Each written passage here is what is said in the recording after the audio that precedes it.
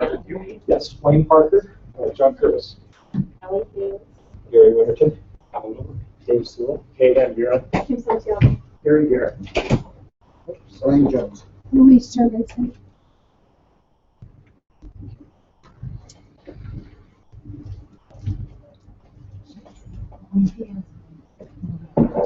And Tucker Logie. Logie. I even asked him. Logie, that's right. So he's the manager at the ice arena in Parks and Recs. We'll offer our community prayer today.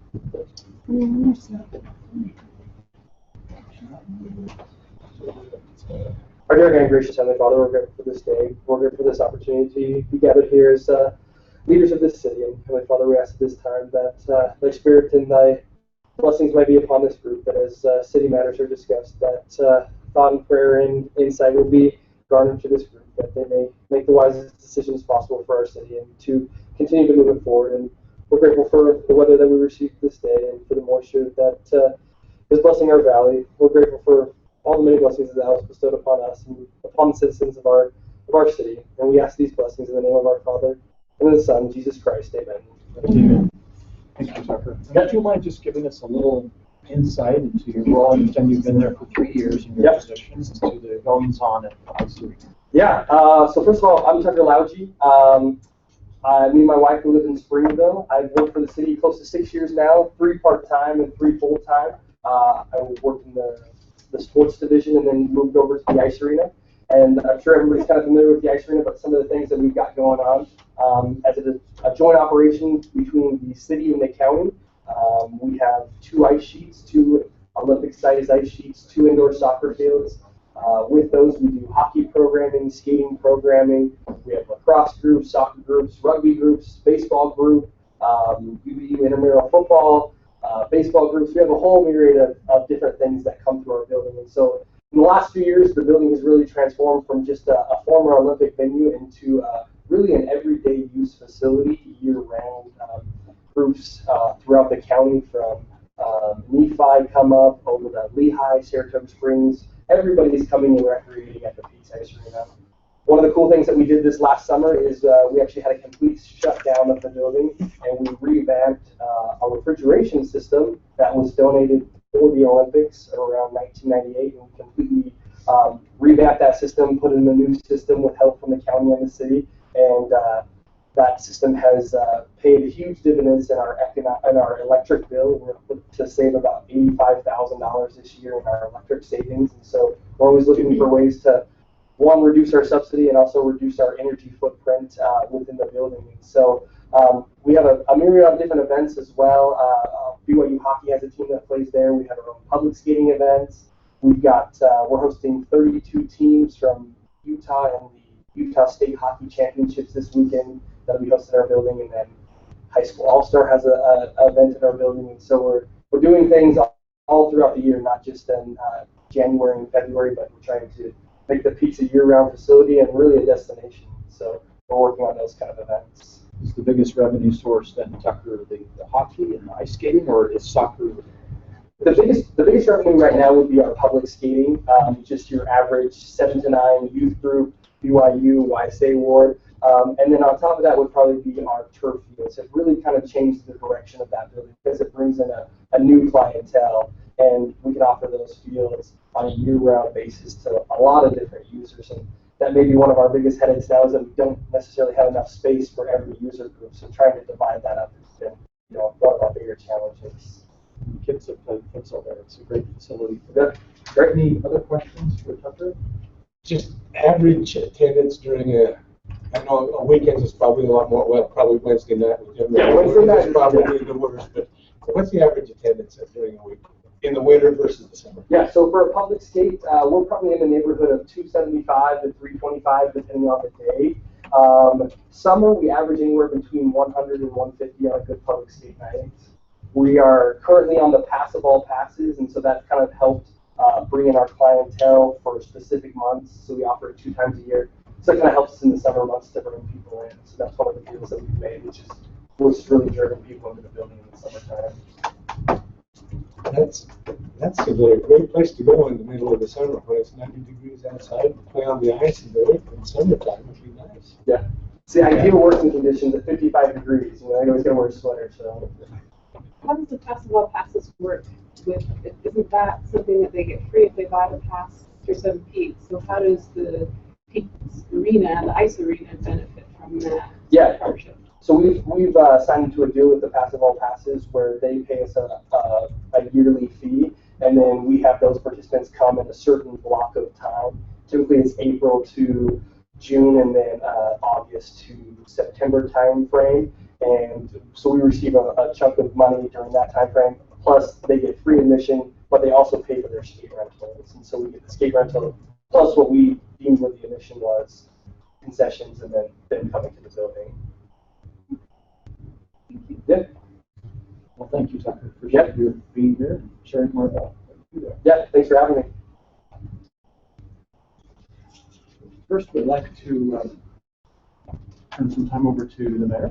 Thank you. I've asked for a minute of time because we thought, how do we welcome Callie? And so at the first meeting, the best answer we came up with was Provo bakery goods. Provo bakery. Pass us around. And we just wanted to acknowledge and Dimitri got some on that. Yeah, Kelly has hit the ground running. She attended the lunch, policy discussion lunch yesterday. And, These are honey bran muffins, and for those who don't want the high fiber, there's high fat. So we do have donuts as well as the muffins. Thanks, sir. Thank you, Mayor. Thank you, Lynn.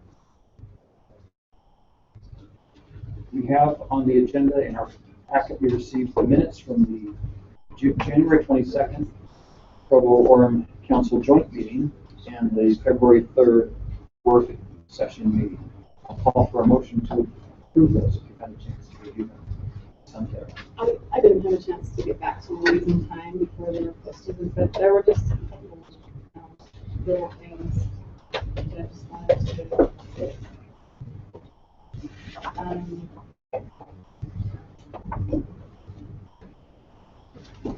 It was built, there was a word, just for readability,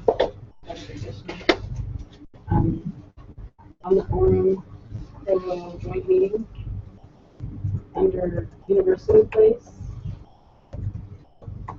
The second bullet, I think you meant to say built, instead of build, and then Starbucks, instead of Starbucks. It just is a whole like housekeeping. So that was one of the things that I noticed.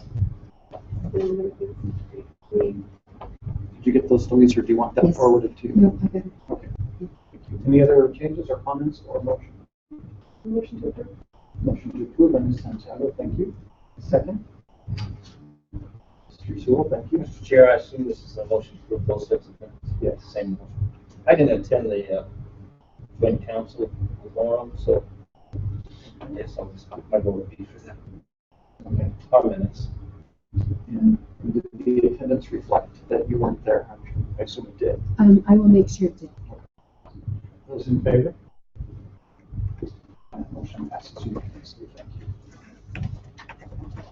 Our first presentation today and discussion is by Larry Walters, who is here to update us on the work being done by the Council Budget Committee and the guiding principles, which I'm sure you've had a chance to review, also in our packet, and budget intent statements. Turn the time over to Mr. Walters. Thank you. I would like to start today with the discussion of the intent statements. So if you could switch to that document. Thank you. The committee was asked to draft 3 potential intent statements for the council's approval. One regarding a structurally balanced budget, one regarding the general fund capital improvement funding, and one regarding the framework for user fees and how those fees will be evaluated. I think you've had a chance to look at those, but if I may, I'm just going to read the first one and then encourage you to ask any questions or have whatever discussion you're inclined to have regarding that, and then we'll move on to the next. And then when we've concluded our discussion about the intent statements, we'll turn our attention to the revisions of the guiding principles. First one, intent statement is regards the structurally balanced budget. And here we propose that while ensuring the annual budgets are balanced, strive also to balance projected long-term revenues and expenditures. The multi-year general fund budget will be considered balanced if the 10-year projection of recent trends in revenues and expenditures, along with proposed policy changes in both, indicates that expected revenues will meet or exceed expenditure needs.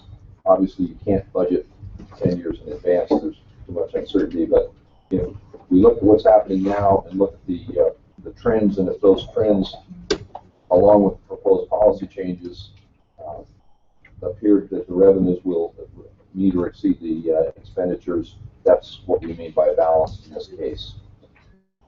There is a don't. We're suggesting that you don't project increases in the percentage of enterprise fund revenues to be transferred to the general fund. We acknowledge this initiative may limit future increases in existing general fund activities. Alternatively, it may require increases in future fees or tax rates. It also implies that new activities undertaken through the general fund will either need to be fully funded through new revenues, or existing activities will need to be cut back by a comparable amount.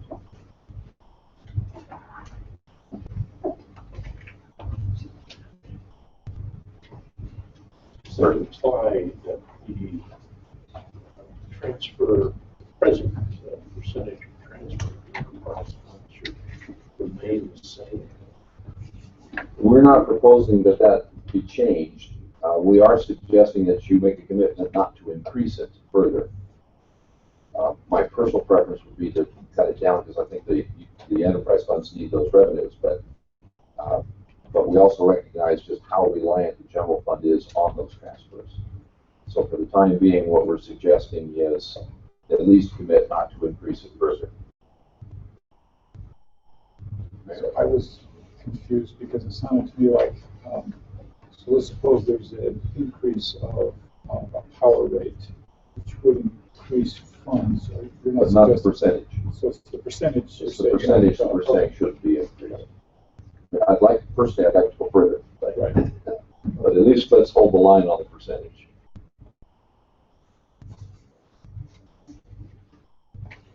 Larry, as we talked about this, and then we talked about the 10-year projections, we've all been more than indoctrinated on the dividing lines as they go further and further apart.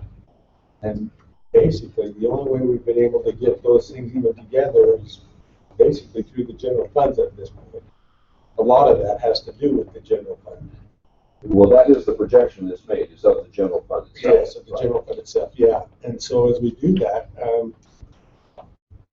we are recognizing that we have a deficit, but we are not recognizing at this point how to structurally balance. We say it needs to be structurally balanced, but we're not proposing it's got to be done one of several ways. But we're not recommending a specific way to do it at this point. That's correct. But we are saying that it should be done. I wonder if you might consider adding to this statement something that would underscore the importance of leaving the enterprise funds untouched in terms of further increases in the percentage. Because why should they remain at sort of the present level in terms of transfer to the general fund? There are good reasons for that, but they're not stated. True, they're not. I'm just suggesting that they consider adding that explanation. Would you see that as part of this structurally balanced budget, or as a separate intent statement? No, I think it could be included here as in this particular intent statement. Okay. to explain why we have these and don't. Yes, that is precisely. Just the second sentence to explain why. So you do that.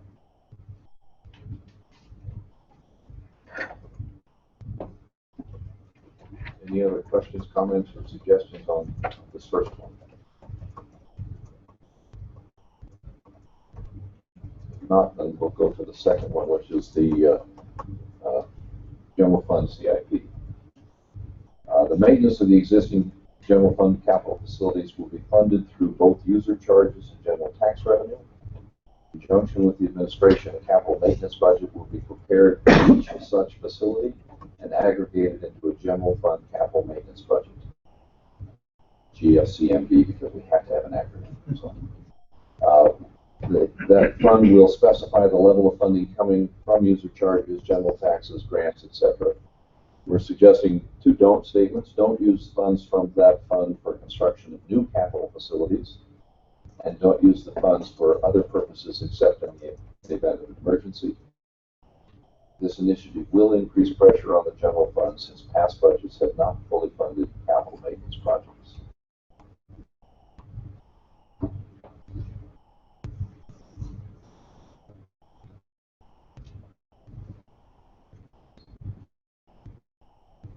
This one, I just wonder, this is something that I'm thinking about, is I like the idea of putting money aside for our capital goods, but where is this money, how are we going to do this? How are we going to get the money into that fund? Where do we propose that comes from? Well, when we get to the discussion of the user charges, we're suggesting that many of those user charges should include a portion of that is specifically coming from the need for capital maintenance, and that portion of those fees should be sent to this fund. Beyond that, it's going to have to come from general tax revenue, potentially grants in some limited cases, but I would say by and large it's going to be tax revenue and user charges.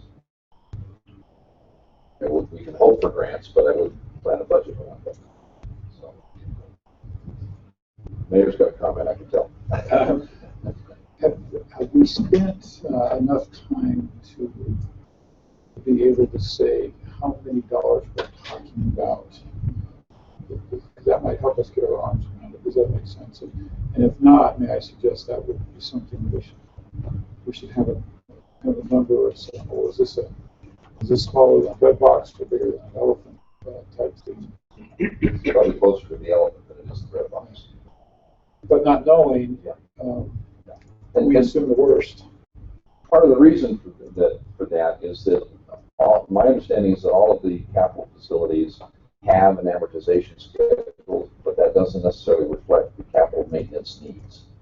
And I'm not exactly sure how much effort it will require to identify what those capital maintenance needs are, but that's the portion. We're not saying that after 40 years you should have enough money to replace the city center. What we're saying is that each year there should be enough money to meet the capital maintenance needs for the city center and for other facilities. But how much that is, your point's well taken. We don't know, and I'm not even sure how hard it would be to make that determination. But there isn't anything in the language here that requires that the budget allocate fully for capital maintenance at the outset.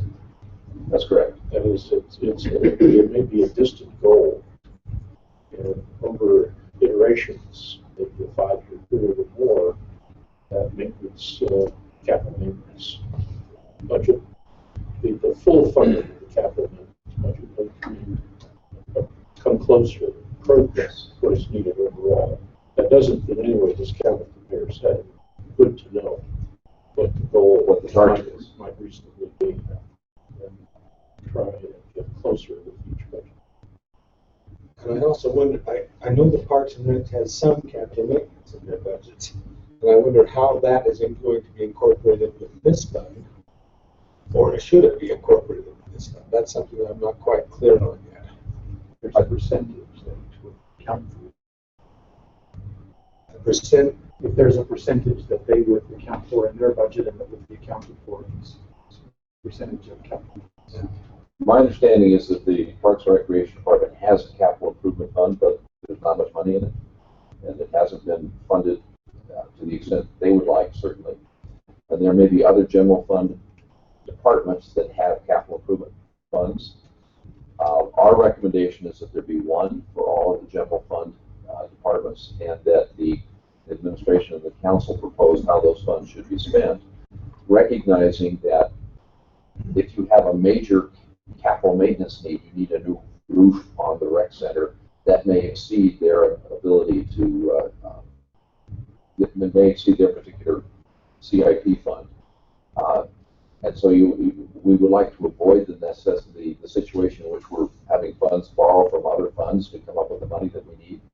You put it all in one fund, then the council and the administration can prioritize the needs and balance those needs across all of the various capital needs for the general fund departments, and allocate them as I see fit.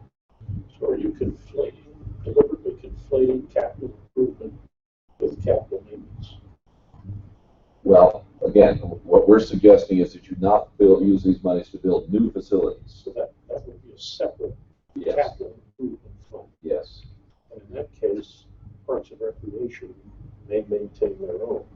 This only pertains For new facilities, yes. This only pertains to maintenance. And I understand that doesn't, but they do have a maintenance, for example, I think I asked them if they have their enough to replace all the treadmills. Yeah, we're working towards that. We're going to have to be able to maintain our treadmill situation at the rec center. So the recommendation here is that those funds would move into That those funds the would general fund. Correct. If they're being accumulated to build new facilities, then I would say no, don't move them. If they're there for maintenance, then yes, I would say move them. And then there's where we start to run a little bit of a problem, because they're working so hard to maintain theirs, and some of us in the council office, we don't even have the ability. We have cap, and they're going to be maintaining our office through some of the things that they're doing, because we don't have the ability to raise funds. Not legal doesn't raise funds either, so it's just. I'm sorry. No, I'm done. That's good. We discussed the fact that those departments that did have some capital improvement funds that they had put aside, as these departments kind of buy into the idea that we're going to try and recover more fees, they could use, if they show that they're doing a good job of putting away money toward a capital improvement need, then they could be first priority for the general capital improvement fund, to be able to transfer money from that fund. And we had talked about that, and I know the administration, the mayor had mentioned that he would actually like to be able to provide that oversight, but that's an option. And there are probably many ways that it could be dispersed, and this general fund could be the general fund, and the departments could have their own. So I think that's a good idea for them to plan for their own maintenance and know that it's secure and it's not going to just be dumped into the general fund. But to be able to use this general fund then to supplement what they're doing if they do have something that's really urgent that needs to be done and needs priority. And otherwise, the general fund would just go to that first priority, whatever is the highest need that we decide is the highest need. I like the idea of keeping that general fund separate from what the departments have been trying to put away on their own for their capital needs. And the only hesitation, I'm sorry. No, that's not. That seems to me not consistent with this. That's The hesitation that I have about having each department have their own separate little pot is that, first of all, the accounting challenges that it presents, and then the fact that if they have a need that exceeds their capacity, where do they go? Do they end up borrowing from other small pots around the city? I just think that it would be administratively more straightforward if all of that money is in one general fund capital maintenance fund, and then the council and the administration can prioritize the needs. And that's why we removed that. That's why we removed that from our principles, our guiding principles, because of that reason. But how do you get around the idea then that those who have put money aside, it goes into a general fund? I don't know. I guess I'm trying to think, how do we make that fair? How do we make So that? that's what we're going to cut out. Yeah. I would say, And so we just say, let you do it. We got it. Okay, If you give us the principal, okay. we got it. And you like this? Well, Don't you want to do that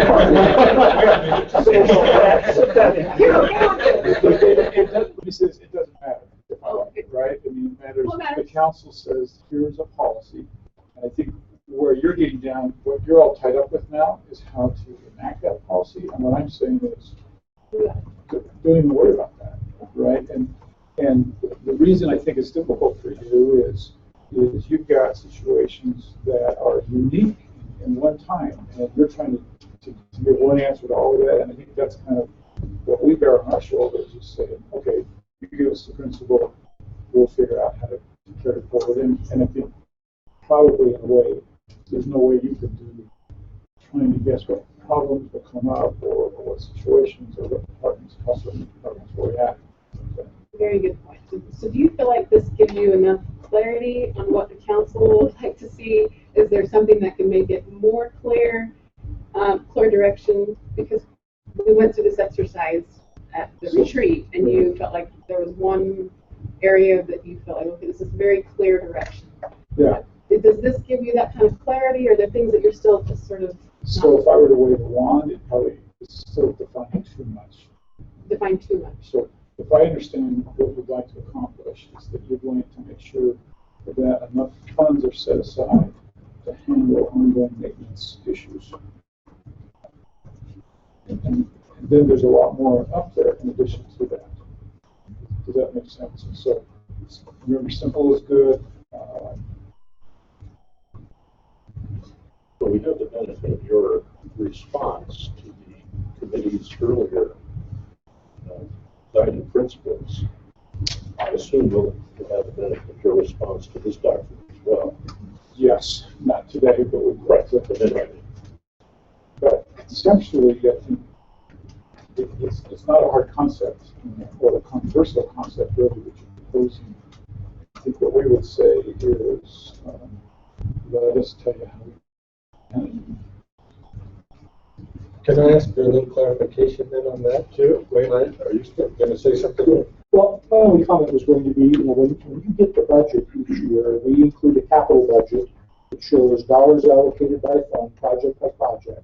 So the ultimate control is that if you disagree with the project prioritization, you can change that. That becomes part of the adoption of the annual budget.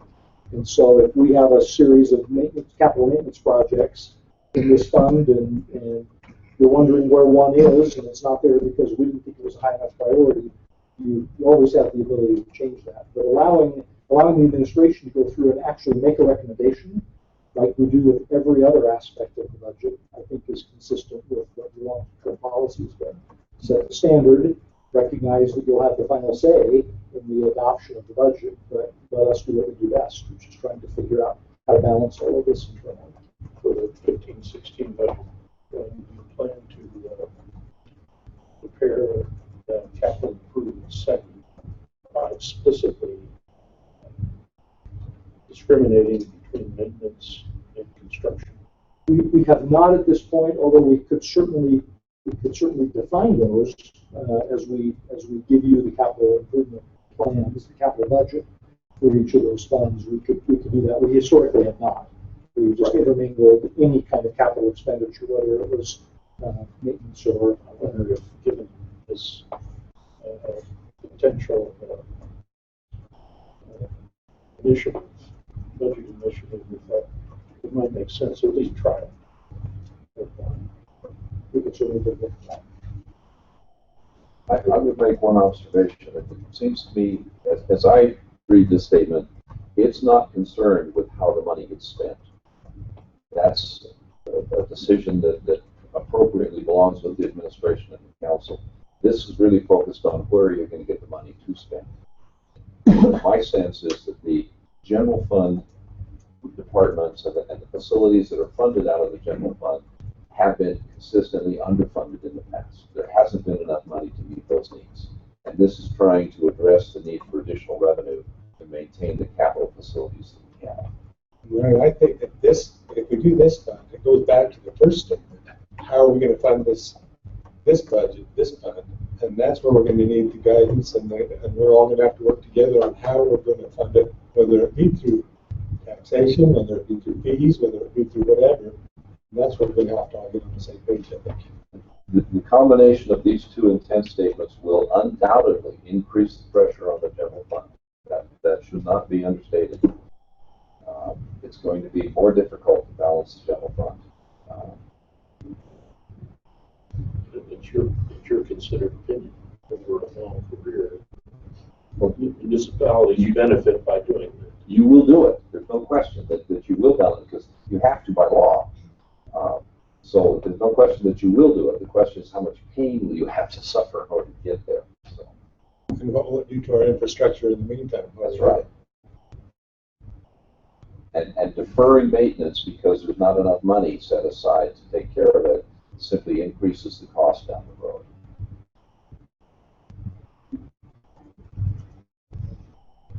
So, Mayor, what about this statement is too much? What do you feel like if you could take something out you feel like is overreaching or is too much or too much direction in there, what would that be? What would that look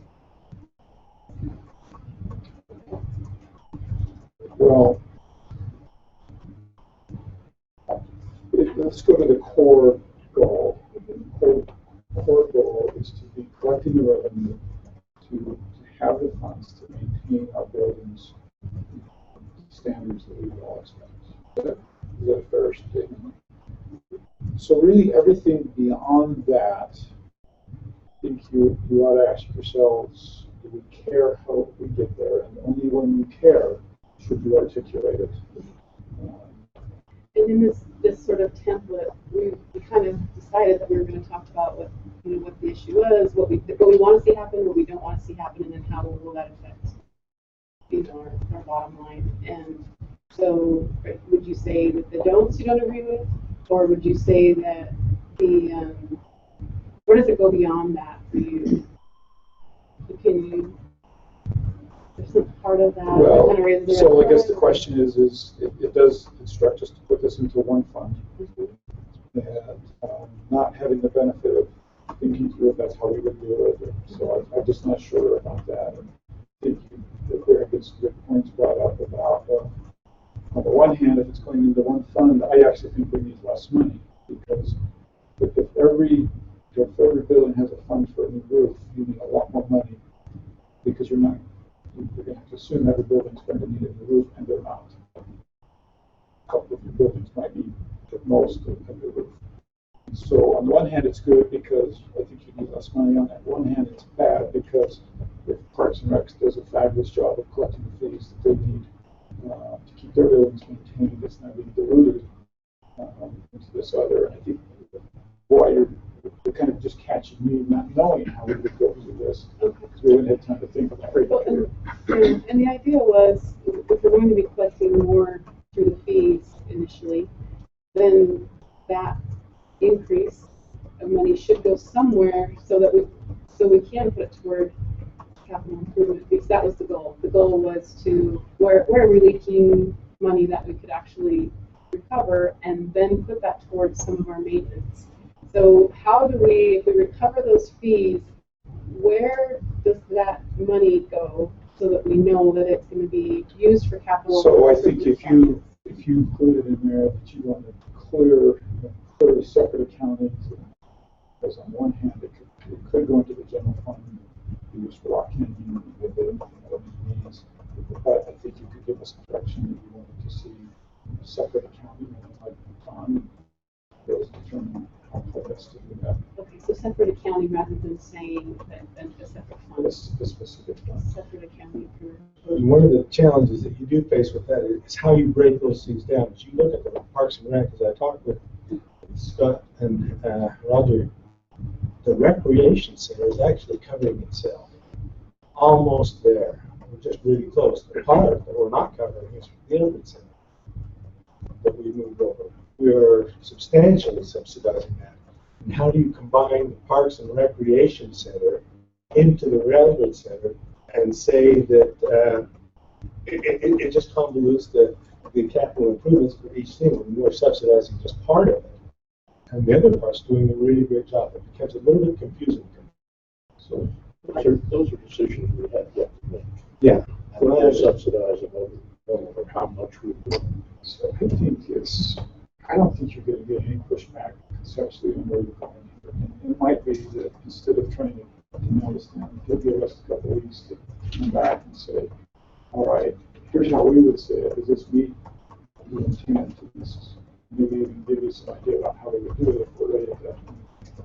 My guess is that you're going to feel like we're meeting what your objectives are. If not, then push back and we'll adapt it to details. But the other thing I think would be good for us to do as an administration is to do a little bit of analysis over the last decade of how we've been doing this. Because somehow we've been doing it. And what would we change about how we've been doing it? And if you give us that, it's 2 weeks or 4 weeks to come back and respond to that. Let's see if we can nail what you're trying to accomplish there. So, One more question. We seem to interchange the word capital improvement and capital maintenance. I'm confused on We have not to. this statement is regarding the capital maintenance, right? Yes. And not capital improvement. and so, And that's going to be a hard defining. and that's where I come back and say, I'm so sure we haven't been doing this. We may not have been doing it as in an elegant way as would be good. Meaning, okay, we've got these funds specifically here to go handle these things. But you know, the elevator breaks and we replace them, and Dick doesn't hire us to keep this building relevant and functional. And so, from a maintenance perspective, I'd like to know more discussion internally about how we've done it and what we would do different. Give the council that assurance that they're looking for it and set aside and we're taking care of it. So as we adopt, or do adopt this statement, it is capital maintenance. So that CEIP, do we need to change that?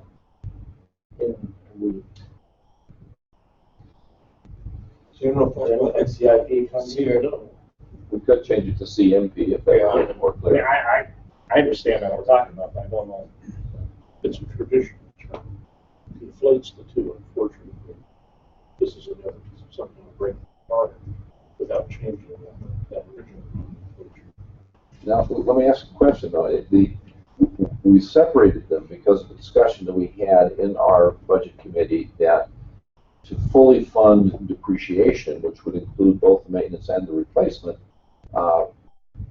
raises the bar on what the capital needs are very substantially. And so we felt like budgetarily it made more sense for us to think about them separately.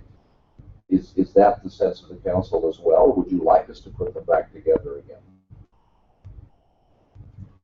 You raise a good question because we have a facility that needs to be rebuilt, we have a fire station that needs to be rebuilt, and are those considered, new facilities? Are they considered just, trying to maintain what we have, I think there's a policy question about who should pay for it.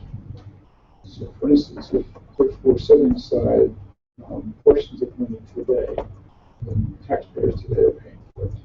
If we're bonding for it in the future, then taxpayers in the future are paying for it. And until you answer that question, I don't know how to answer the question about should we be allocating the money.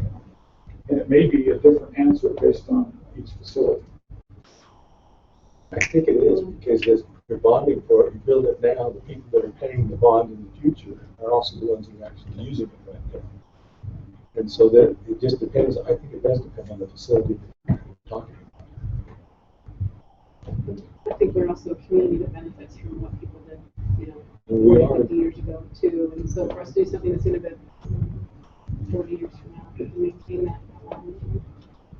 My own sense is, and it's just a personal sense, is that the council is seeking some formal means of assurance that there will be a preventive maintenance budget. We won't simply kick the can down the road, as it's sometimes said, and respond to the local fires as they emerge. And I think that's a great goal, which we would support, and would probably be a good assignment for us to come back and take. I like that as a statement.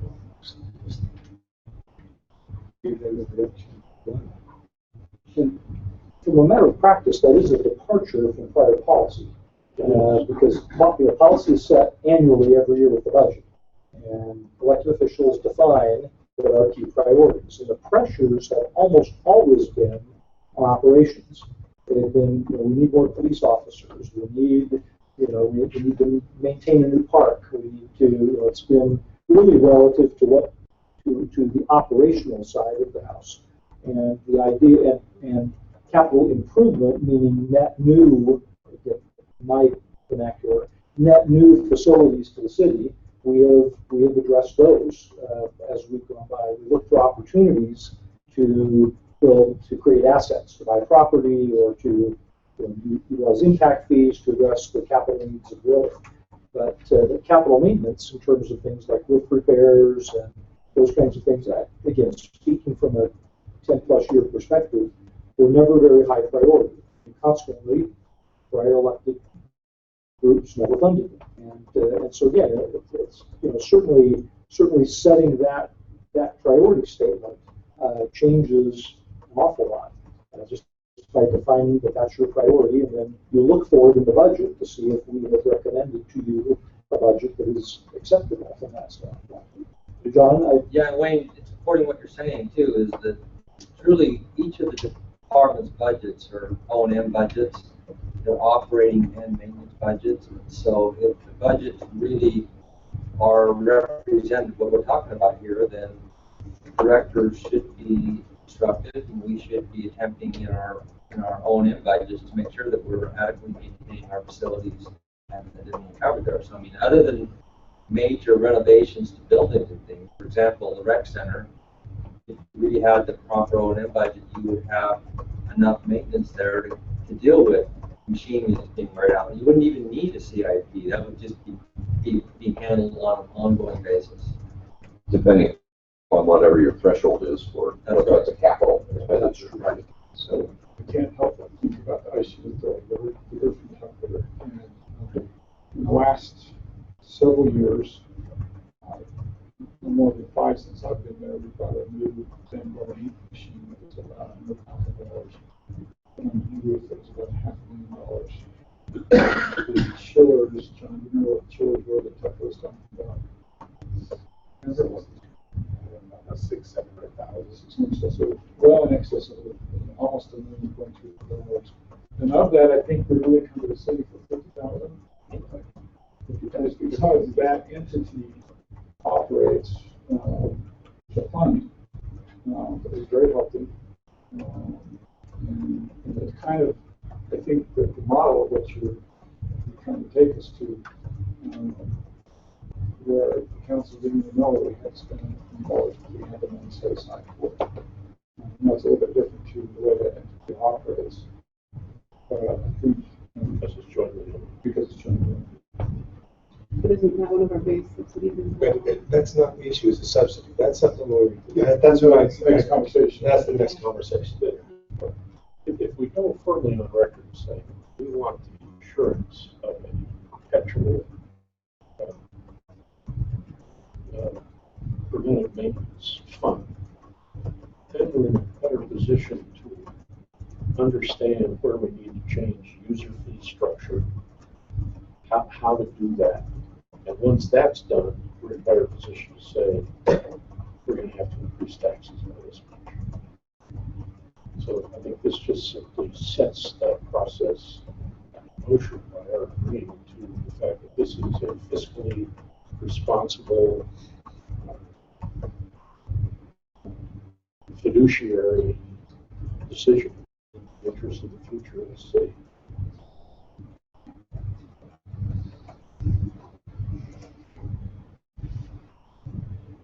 Should we go on to the last one, talk about fees, and then we can do that. The last one has to do with the framework for the fee structure. And it reads, to the extent feasible, the identifiable beneficiaries of the city service included in the consolidated fee schedule will be asked to pay for that service through a user charge or fee. If the approved user charge or fee is not sufficient to recover costs, the council, in cooperation with the administration, will estimate the total cost recovery shortfall for the service and approve an alternative funding source to fill the gap. In coordination with the administration, the council will review and evaluate all fees through an ongoing process to assess the level of cost recovery and will revise fees as needed. See the user charges and fees guiding principles for more details. Don't approve less than full cost recovery for any service without identifying a source of income to offset the foregone revenue. Adjusting user charges and fees based on the guiding principles may result in fee increases in some instances. Such increases may in turn result in a decline in actual use of the associated service. If the total revenue from that service declines, the city may revisit the fee level or the service.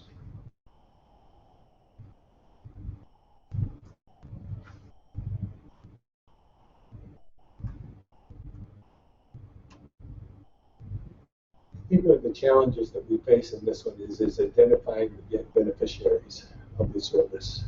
And I think that comes back to the discussion, how do we benefit from services that we may not actually use? How does the community benefit? And that becomes a bit of a challenge. And I think if we talk about what those, we're going to, and if we do this as a council, we're going to be hit up, what are those benefits that you're subsidizing to somebody that doesn't use it? That's going to be a real challenge for us as a council to go forward and explain those benefits.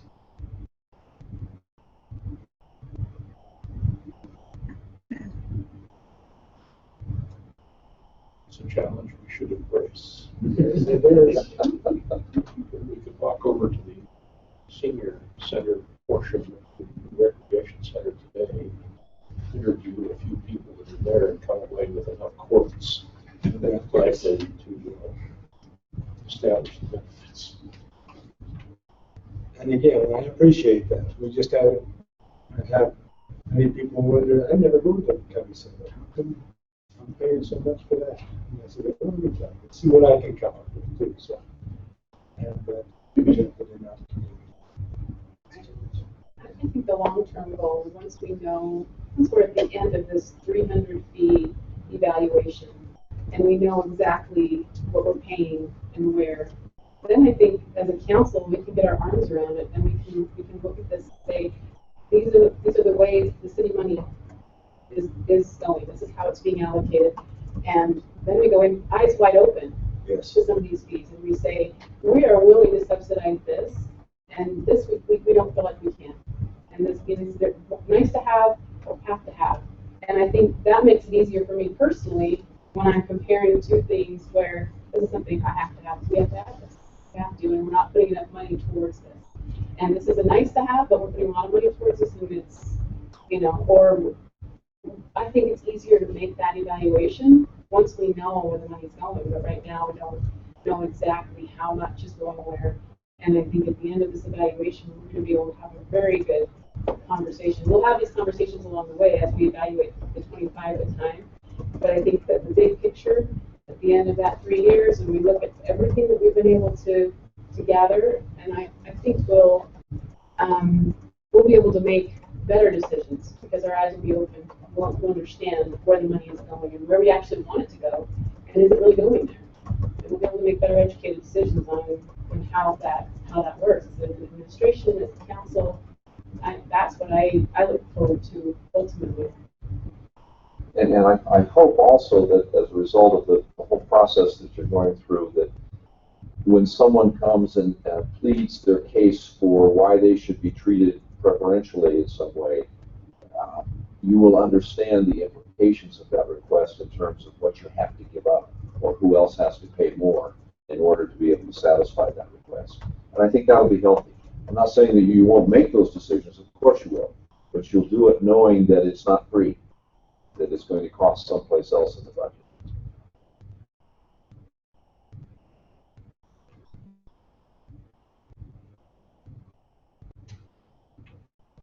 I have a question for the administration, the mayor, and Wayne. How do you feel about don't approve less than full direct cost recovery for any service without identifying the source of income to offset the ongoing revenue? That becomes a bit of a challenge, and you've got to look. You're going to come back to the council and say, well, we're looking for general fund out of this. What are you going to do? How are you going to help us? Is that kind of the way it's going to go on some of those issues? There's Kim and I'm really grateful for the time we've been able to spend on this. It's spent a lot of time. And I've asked for a couple minutes today to share some thoughts. And I'm not quite sure where to put them in because a lot of this bullet point is going to be influenced by the conversation to follow up these guiding principles. So maybe I'll hold that question, if I may, until we go to the guiding principles and then I get a chance to maybe respond with some overall thoughts. Okay, but I think to answer that question. At least it says full direct cost, not indirect.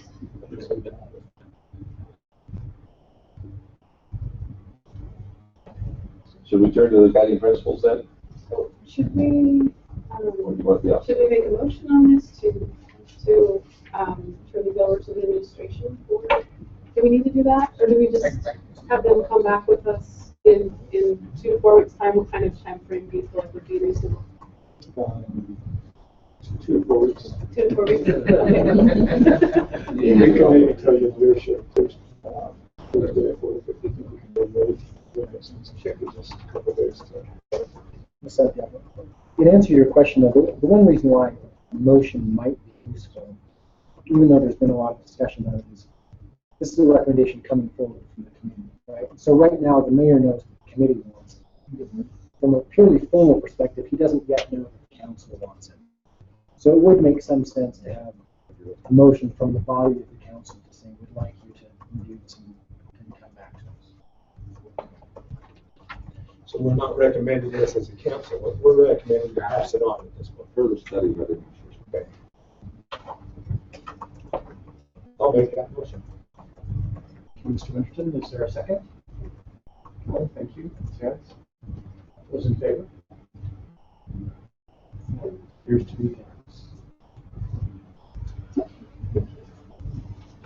Okay, we made several changes as a result of some of the feedback we received in the recommended user charges and fees guiding principles. And I'll just highlight some of those changes. One was that there was some ambiguity about what are the services that we're talking about. And we wanted to be clear that we're referring first and foremost to those fees that are listed in the consolidated fee schedule. There are many other services that the city provides that it really doesn't have an opportunity or any practical opportunity to collect a user fee for. So we've inserted the language that the basic principle underlying user fee listed in the consolidated fee schedule is that in nearly all cases the identifiable beneficiaries of that service should pay for that service. In an attempt to clarify that. Let's go down a little further then. Okay, we've taken out this bullet point that sort of would tie the hands of the administration and say half the money collected by a department needs to go into a fund. That I think is covered by the intent statement that says money should be set aside in a capital maintenance fund. How it gets prioritized will be based on a recommendation from the administration and how they manage that within their departments.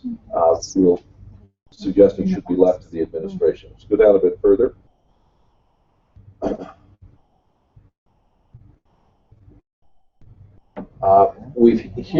We acknowledge that the estimation of the indirect cost can be more accurately determined after we've completed the analysis of all 300 of the fees. So we've just inserted some language to explain that, and then we've made just a couple of wording changes there. We've also added that the administration will analyze and give a recommendation to the council work session, 25 user fees every quarter. The council made that motion. We didn't get it in the guiding principles, and so we've added a statement to that regard. Those are our suggested changes in what we presented last time, and I know that the administration has some that they would like you to consider as well. So I would suggest we get those out. Brian? Just one more comment. The council staff had a chance to look at what the administration proposed as well, and that's one of the email that has my name on it at the top.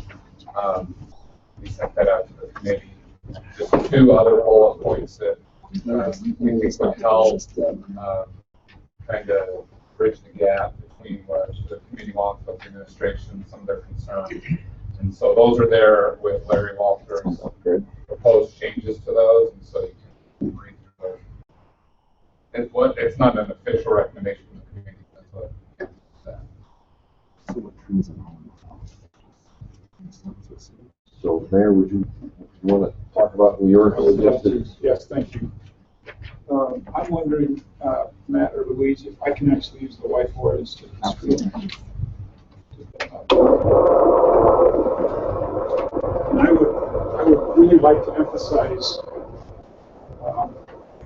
my support and I hope that my comments in the past and my comments today don't reflect anything but support for what you're doing.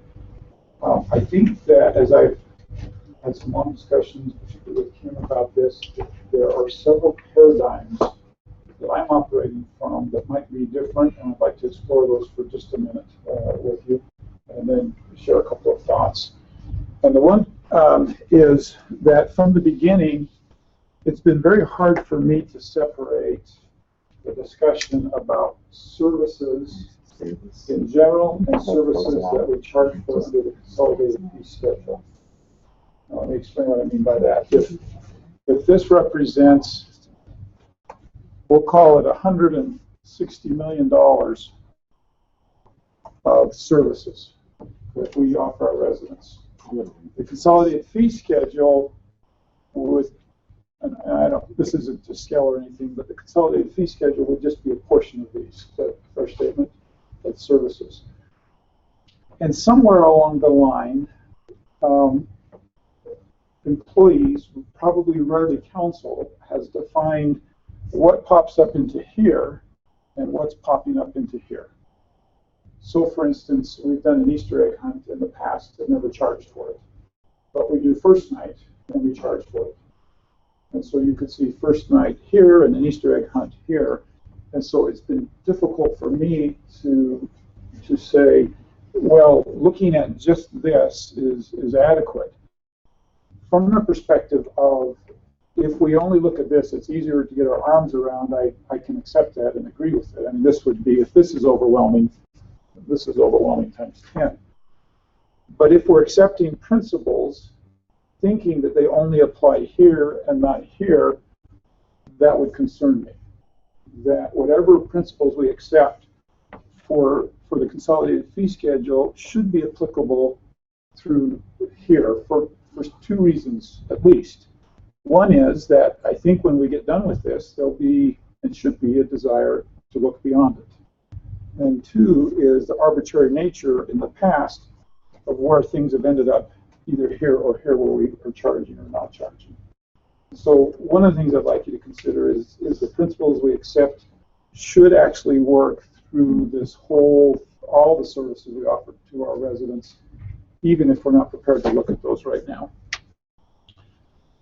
Can I ask a question? Yes, please. So would you prefer that the guiding principles, say, initially when we talked, and you weren't sure if it just was the consolidated list or if it met all fees, and you were a little concerned about, we're going to have to work all fees. And so we put that in the guiding principles that we were only addressing consolidated fee or list, or sorry, fees on the consolidated fee schedule for right now. That was our focus. And then after that, we could, like you say, there are other fees that should we be charging, or that there are things on the consolidated list that maybe we shouldn't. I mean, there you go back and forth because all of those fees came from the city code in areas that we were currently charging fees, and we wanted them all in one place so it would be easy to read, easy to find. And so, in my thinking, after we're done with these 300, we probably should look at other things and decide what should or should not be on the list. But for our purposes now, does it help you to have the consolidated fee schedule listed on the guiding principles, or to not have that? I don't think I have a strong preference, only this, that there's a little asterisk or something that acknowledges that the principles we accept should be applicable over the whole thing and not just on what's currently in the consolidated fee schedule. So if we added something at the end that said this could apply to other fees. Yeah, or that are just not listed. mentally, as you're saying, yes, this is a good principle, understand that I might point out something right here where I'm struggling with it. And a lot of our public safety falls into this category. Right now, if somebody calls up because there's a domestic abuse happening in the house, and we respond as a police department, I can't imagine any of us wanting to charge for that, because first of all, we wouldn't want to discourage that phone call, and second of all, should that lady be charged for that? Well, I think that's something that may conflict with some of the principles that we've talked about. And so that's what I'm saying is to be aware that if it applies here, it probably should apply here, or at least have some way to designate that it's different. And I propose to show you some of that in a minute, how I would designate that. I assume that historically, the consolidated fee schedule, which is always approved and adopted by the council eventually, is the creation of administration. Correct. And so you have the authority of the historical precedent to let that is elastic as you wish it to be with the approval of the council. So it could very well slide up or it could slide down. What strikes me is that the remainder of the space that you sketched there is ill-defined. So I'm going to. And it would be helpful if the same entity that generates the consolidated fee schedule somehow be plainer about what the rest of those expenses are. I think that's right on. And let me also suggest this. I think this is equally undefined. And let me tell you what I mean by that. So the paper I just passed around was an exercise I went through this morning. And I said to John early this morning, so tell me, of the consolidated fee schedule, what is it? What makes it up? And so this is very, very general, but I tried to categorize it based on some very quick information John gave me. And I think this is the second paradigm shift I would introduce to you, is the types of fees in the consolidated fee schedule are so dramatically different that it is hard to apply one set of principles to all of them. So for instance, if we look at the quality of life category, and please understand this is just a couple hours work and it's not very all-inclusive. But if we look at that quality of life category and we talk about the recreation center fees increasing,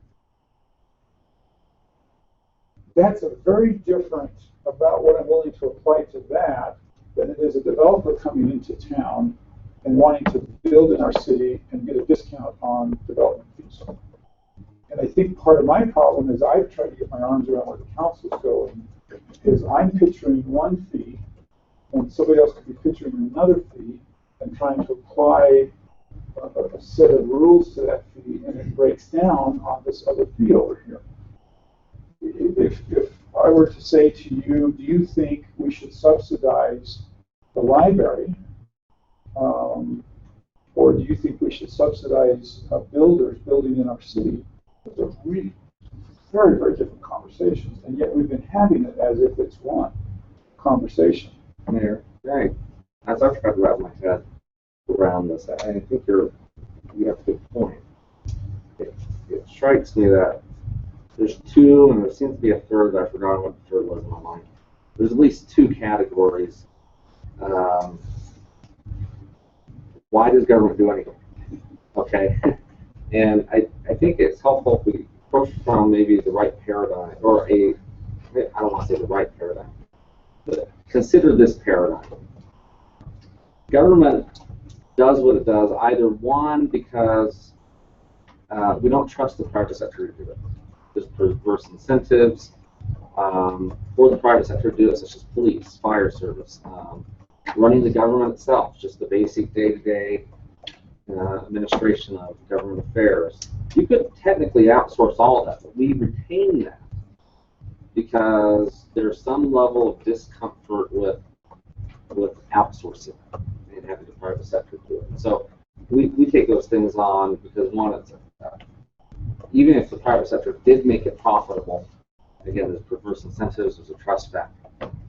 Then there's other things that the government takes on that we do because nobody else will do, or that because there's probably no profit margin in it. Private sector is not going to do it, and I think great examples, parks or the library. You can't make a profit margin out of it. So the government is taking on those type of activities, and that implies from the very get-go, if the private sector couldn't do it, then there's probably some subsidy inherent with the government taking on to begin with. Now, exactly how much subsidies, and can we still maximize our costs versus revenue, is still a fair question. But I think it's a different way of looking at this problem along the lines you suggested. So if you look at this list, some of these fees are regulated by the state, and we don't even have a choice.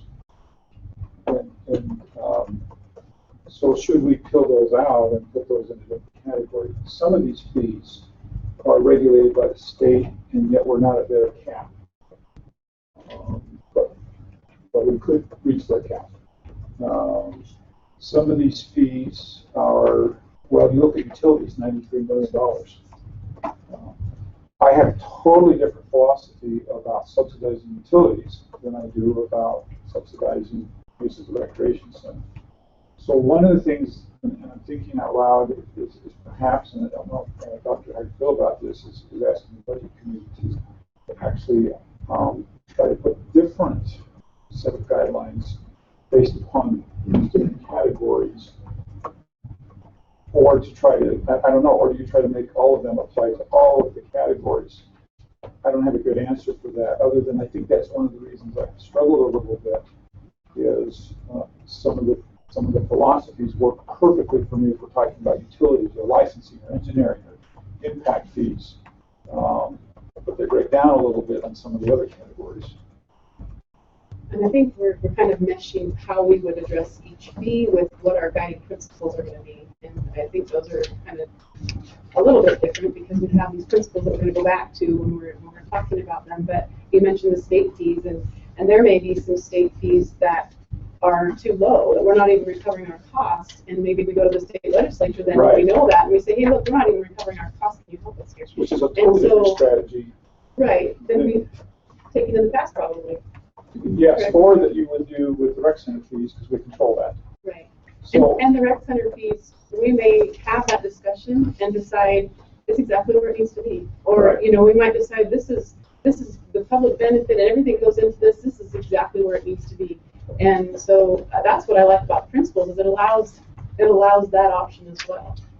right, and so this next list that I'm passing out is, as I sat down, and I got some help from Wayne and John on this, and I said, so as we change a fee, or as we start charging for a fee, what factors should be taken into consideration? And this list, unfortunately, just kept growing. Kim and I met yesterday, and it about doubled since, because as I started thinking about it, there were more and more things that impacted them. So let me just give you some examples. Will revenues increase or decrease overall? And I actually think Professor Walters handles this in there when in the thing right there when it says, yeah. But in reality, I learned this, and I'm not ready to be quoted on it yet because I don't have any facts. But our consultants are telling us that our recreation center may be the highest grossing revenue recreation center in the country. I can't prove that yet because it's just a consultant telling us that. We don't want to do anything that moves that top line down, right? And so if increasing fees drops that top line down, that would be a mistake. And so I've asked us that question. Is it private sector?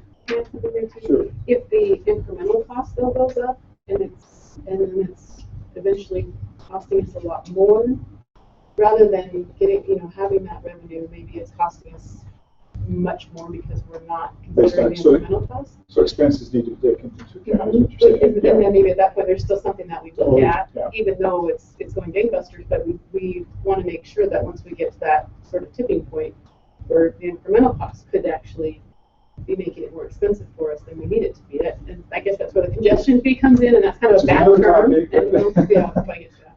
Okay, so let me just buzz, because we could spend all afternoon. Let me buzz through these kind of quickly. Is the private sector willing and or qualified to provide the service that we do fingerprinting downstairs?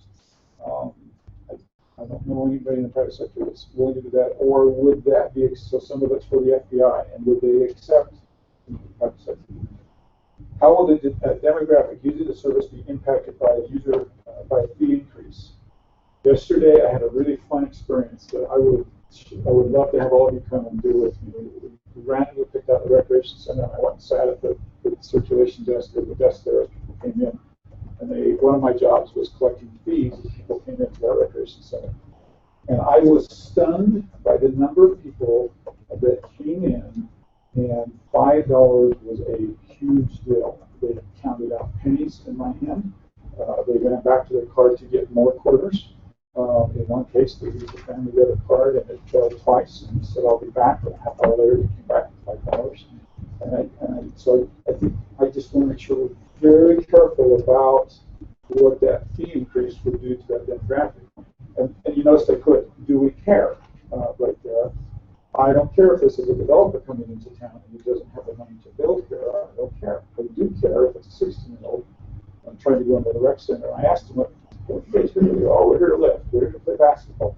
It was just cool. And I think when I go in the rec center, one of the things I enjoy the most is looking at the people having fun, families, and all the different things. Where would they be if they weren't? Okay, let me go quickly. Is the fee increase dramatic, and how will it change the change impact the customer? I think all of us are worried about our seniors that we currently charge $10 to, and some of our seniors, they can pay 10 times that, some of them can't. Does the customer have other options? Building an OR is another option. And do we care? Do we want to make sure that that's a comparable thing to the city? Does the city need to continue the service? Tree trimming comes to mind. Right now, the fire department goes out and spends massive amounts of money trimming trees in yards because they'll grow up and get power lines. That's something we need to do, whether or not we're recouping the cost, because the long-term costs are far more expensive than that. Does an increased fee cause undesirable behavior? So we know if it's too hard or too much money to get a permit, people will finish their basements without coming to the city. We know if it's too expensive to get rid of a couch, people will leave them on the roadways. Our spring cleanup keeps couches and mattresses and all sorts of things out of our parks and other places. So it's a behavior that we want to incentivize something to happen. Does it cost to change if you exceed the anticipated revenue? We've talked about charging residents outside our city more money than residents inside our city. In some cases, that's easy to do, and in some, we may actually cost ourselves more money. And validate that, but we would collect fees, and probably some of the do example of that. Is charging a fee an option? Parks, certain events, the Freedom Festival, the parade. Were commitments made that need to be honored? There were a lot of people when we built the recreation center that made commitments to the public about how it would be used and who it would be built for. And I think we need to be careful with those. Does the city have the authority to change the fee, and that relates to these state regulations? And these are the public safety issues. So tons of questions I throw out, applicable in different ways to these different categories. And resolving these questions helps me be more supportive of this and some of these paradigm shifts. The last thing, Kim mentioned that I'm struggling a little bit with the congestion fee, mostly because I don't understand it, not because I'm not sure it's a good or bad idea, but mostly because I don't understand it. We'd just like to have more dialogue about that. But let me throw out one more paradigm for you. Okay, does this look familiar? Right? We've been spending a lot of time talking about this. This isn't a paradigm, this is a theory, the John Curtis theory of economics. And I'm sure, Professor, you had a name for it when I went through 101, but I've forgotten the name. There are two things. One is that I believe there are a lot of natural forces that push these lines in that direction. And one of those is the state legislature. Right now, they're considering a gas tax because this distance is so great. But I guarantee you, they would not be considering a gas tax if cities' lines look like that. You might want to explain what the lines are. Okay. Yeah, sorry, I'm just assuming everybody knows. So these are our projected expenses, and this is our projected revenue. And there's a gap, and that gap causes all of us concern. It's helpful to say that's over an extended period of time, 5 or 10 years. Reality is every year you're closer. Correct. So let's talk about this spot right here. I'm told that there were years where that graph didn't look like that, where it started out almost like that. High revenue years, you could actually get a situation where your budget year started out like that. I've never had that luxury. As a matter of fact, my first year, that gap exceeded $5 million. And we made some decisions, not all of them healthy, to bring those two lines together. And some of them, our CIP discussions have a lot to do with 2009 and some of the impact there that we still haven't fully recuperated from. But I actually believe some gap there is healthy for the organization. My guess is this looks like most of the families' budgets in our city, right? Now, how are we going to pay for education 10, 20 years from now? And so to some degree, I think that we talk about this as if it's unhealthy. And I don't know the exact point, and I think the professor could help us understand better than I can. Some degree of a gap is not all bad, and I believe natural forces will force you to have a gap there no matter what you do, including the state legislature. One of the things I've seen, we've moved this line substantially. So think of the UTF, that moved that line millions and millions of dollars. Right? The IPRO fee on the utility bill moved it millions of dollars. The increases of utilities, moving the transfer to 11% instead of 10, have all moved this line a tremendous amount in this direction. And guess what happens? Every time we move it that direction, you get some movement back. And why? Because we don't have enough police officers, we don't have enough firefighters, we don't have enough vehicles, we don't have enough pens and pencils, paper. There's huge pressure on the city. And so some of that goes back, not, of course, all of it when we make it move directions. So I just share that with you as we talk about this to say, in my opinion, I don't know that it's realistic that our graph looks like that. Clearly, closer together is where we're headed, and I don't know if we try to define, how close it is. And I also think some gap at the first of every year has been a healthy thing for the city and caused us to trim back and review all of our expenses in a careful way. So that's a lot. I do have some questions about congestion fee. The last thing I would say to you is I believe where you're going is a radical, I won't use the word radical, substantial departure from philosophy of the past. And it may be that getting more public opinion is appropriate. I suggested to Kim yesterday that we consider taking this to the Parks and Rec Board, the Library Board, some other boards, and validating the direction that we're going. Any questions?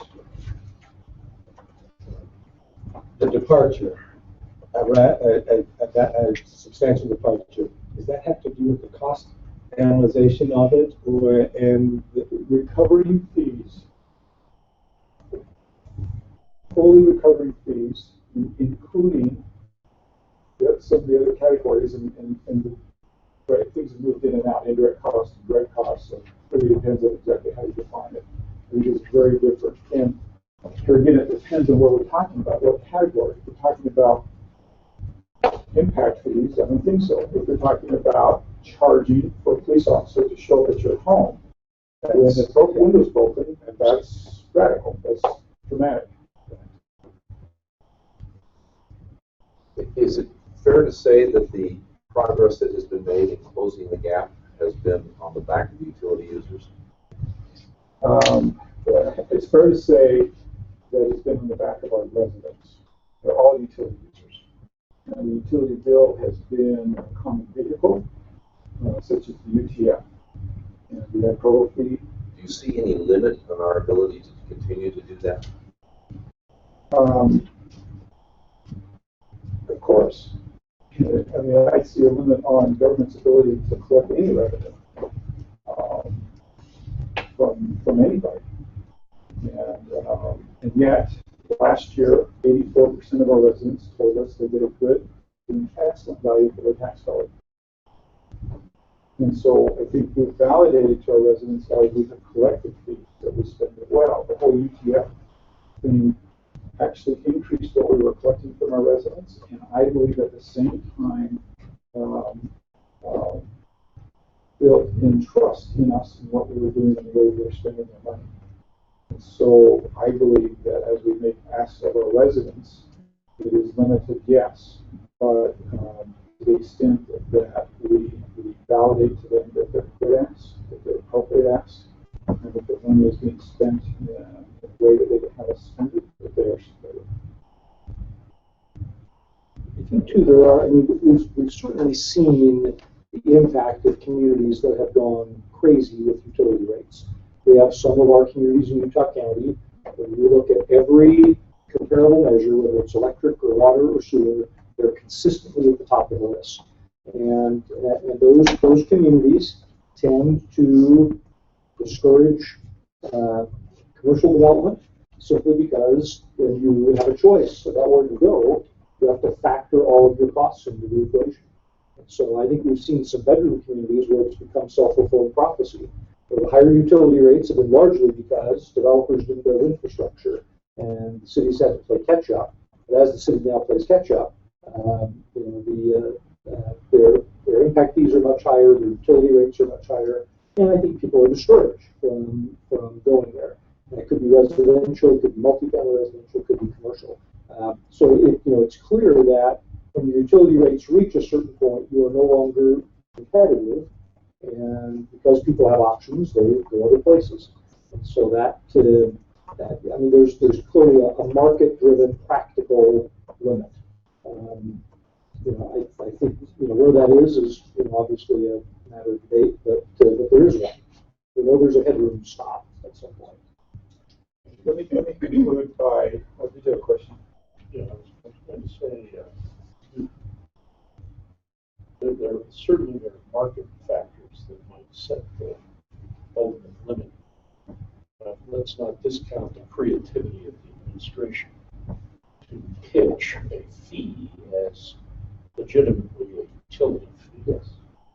And let's not forget that one of the selling points for the council was the equitability of utility fees.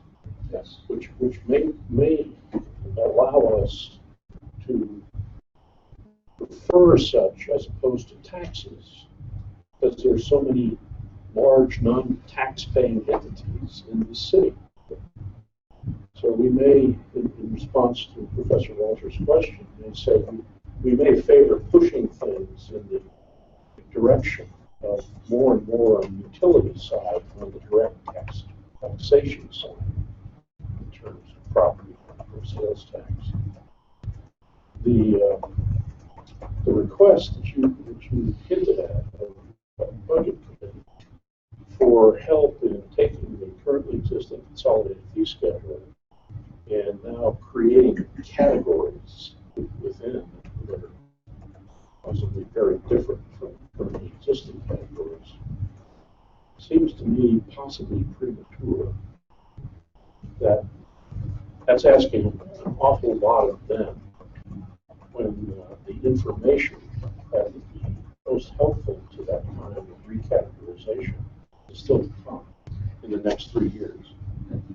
Yeah, and I would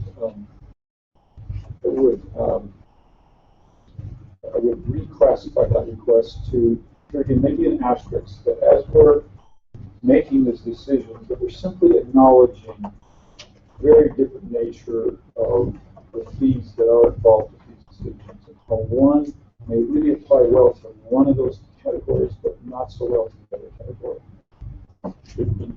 This would be just an off the top of the head suggestion that as John, Denise, and others go through the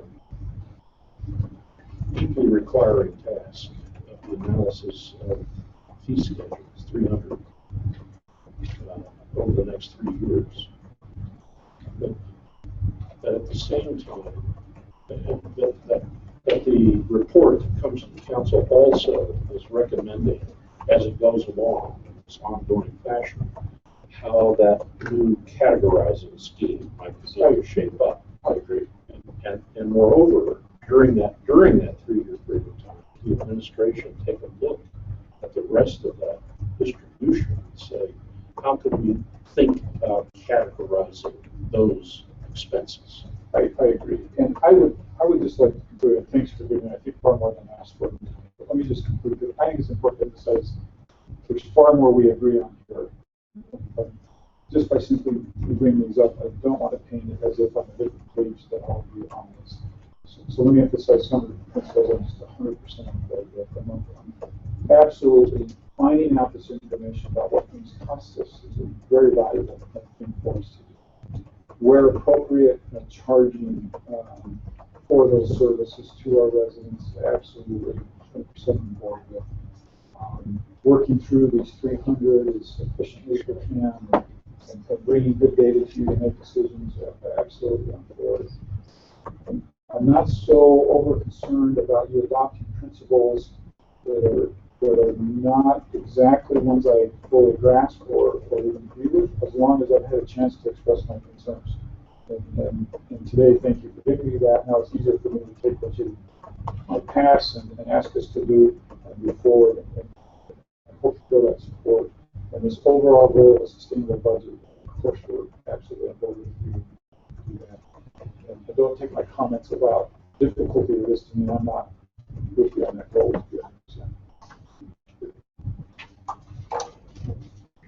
So, could we maybe have Larry explain, if possible, what we mean by the congestion fee, and maybe clear that up a little bit better so you understand, with the idea that even when we do acknowledge what the congestion fee might be, there's still that conversation of, do we want to do anything about it?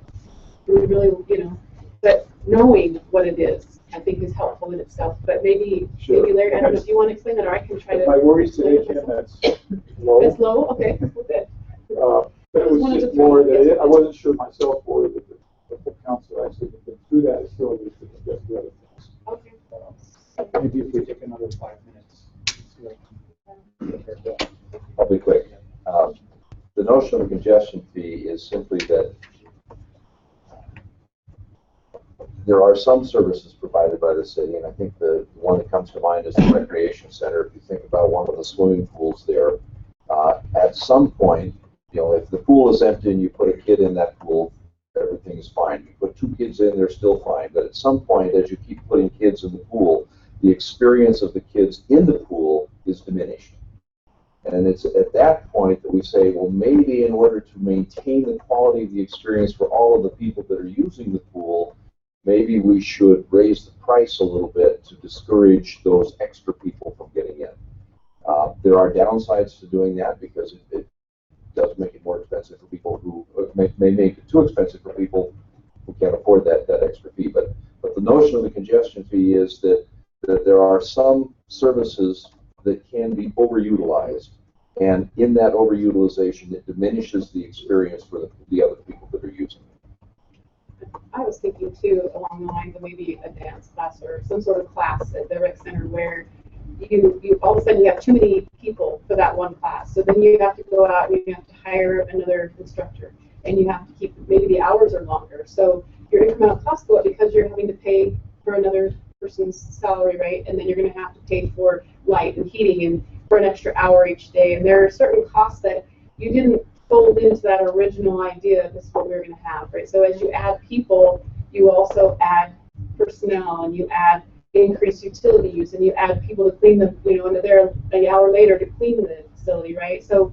these incremental costs start to grow, and we just want to know what they're growing at, the increment that they're growing at, and actually have that number as well to be able to say, you know what, these incremental costs are getting pretty high, and do we want to do something to bring them down a little bit, or do we think it's great and we just want to keep going? But to be able to have that look and know exactly what that cost is, I think is really valuable.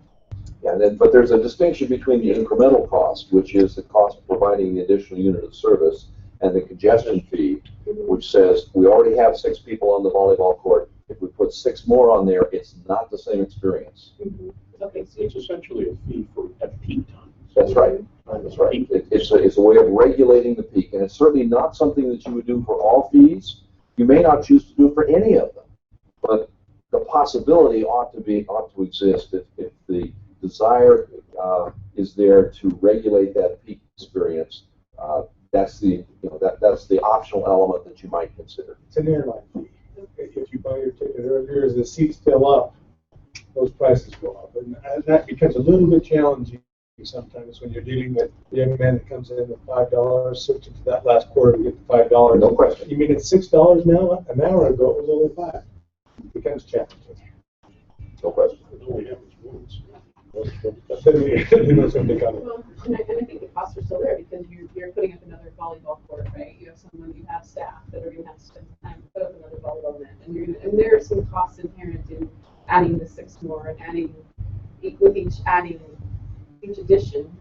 There are going to be some costs that are going to be grouped into that, I would think. Almost every city activity or event, we would like more people there. So if it's the Easter egg hunt or it's there's very few. The rec center probably has that potential. But my guess is that they're very adept at changing conditions themselves to deal with the crowds. So adding more classes or offering things at a different time. I guess here again, I still don't know tons about it, and I don't think it's a huge deal in this whole scheme of things that we're talking about. So I don't think it's a huge issue, but certainly I think what the professor's saying is put it on your menu of options. And you're okay with that as a menu option? It's not one of my worries, I'll put it that way. Just Mayor's question is you. Just the comment you just made. Almost all our activities would like to see more people at them. Is that?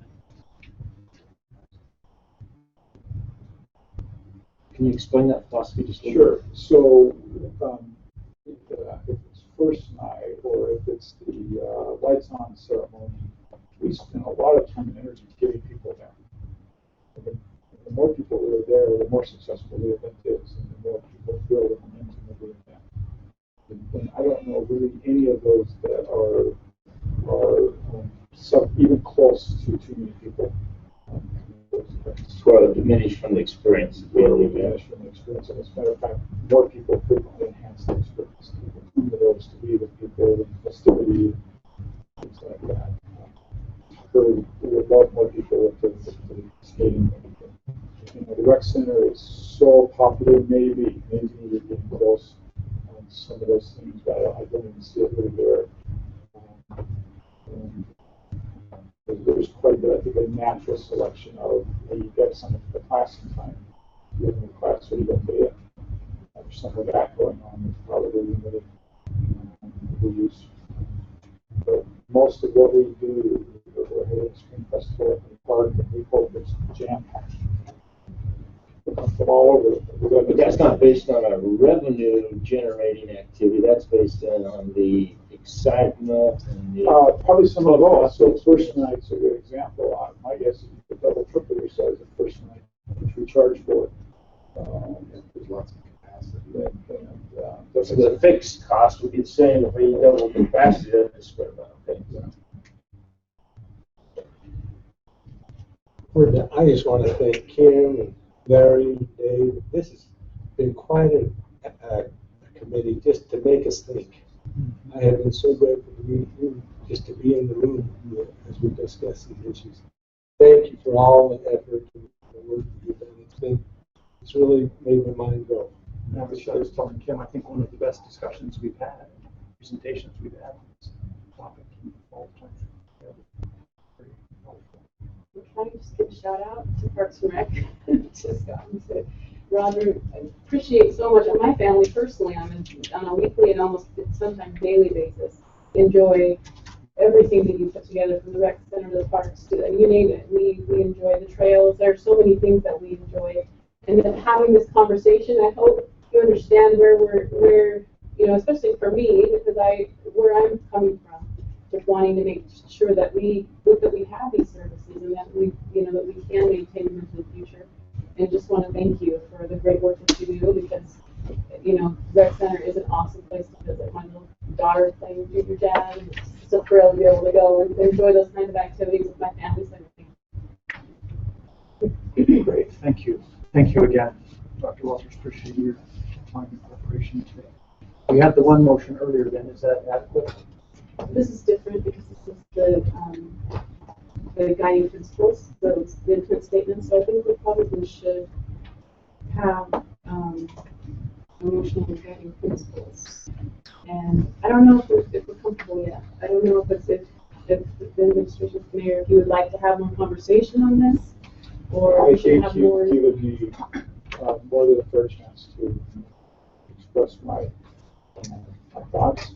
I think what would help me is if the questions that we had on the paper is if we're coming back as an administration recommending fees, if you see any of those that you don't want us to factor into that decision, let me know. Otherwise, I think we would use those questions to factor into our recommendations to what fees are. That would be my advice. If you would know, okay, but unless there's something on there that you say, wow, we don't want that to influence the decision, that will be part of our decision making recommendations.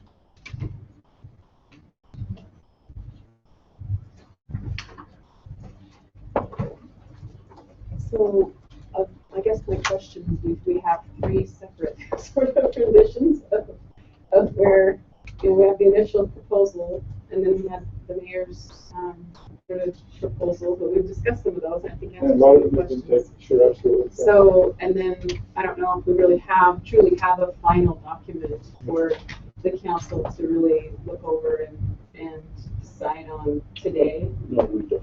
And so could we take that back to the budget committee, try to incorporate all of that, run it by mayor, just make sure one last glance that you're good with that, bring it back at our next work session to just finalize that and move forward. Does that sound agreeable?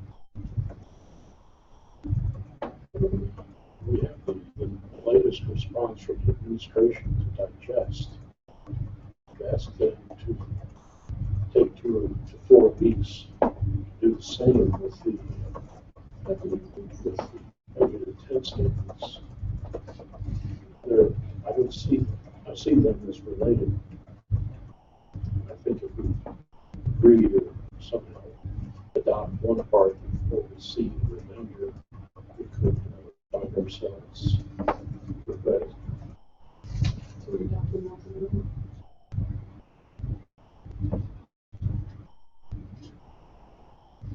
So, I then I think, guess, well, and I guess, so sorry. no, so the bottom line is that we rework that document based on the discussion that we've had today. Give it to everybody to look at, and then bring them together at the same time. Administration for 2 weeks. I think we probably go in 2 weeks, just have a chance to go into it. But this should be ready in 2 weeks. Thank you. The budget intent statements are part of our larger list of intent statements, our council intent statements that we're able to contribute. So everybody's okay with that being brought with the guiding principles. Then I guess that would be, do we need to make a motion, or should we just would it be helpful? And you said 2 weeks, 2 to 4 weeks time, so we're not sure on the time frame. So can we be a little vague, I guess, if I mentioned 2 Well, I to 4 think weeks? you could just do the administration. Okay. So in 2 to 4 weeks, Let's come to we'll, council leadership on Thursday. okay, But then- so then we'll return with both of those. Yeah, I mean, you could just phrase the motion to be as determined by the leadership. Doesn't need to be specific. Any concerns?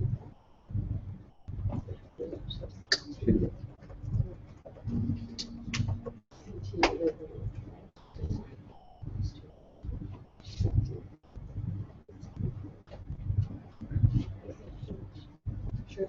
So, just to continue this item, continue this item to the next. Continue to sign budget, Oh. not the next anything, Well, right? and so we're not giving a time frame. I think we need a time frame, don't we? 2 to 4 weeks. No? You can't. It's not you don't have- necessary. It's not necessary. Because leadership has control of the county. Oh, So you can, with no range at all, leadership can just decide. oh, okay. If you want it within a certain range, you can use the range. So council leadership will coordinate with administration on the guiding principles and budget intent statements, and will return with Both items to work session. both items for work session when it's ready. Seconded. Great, thank you. Those in favor? Thank you, Jeff. Motion passes unanimously.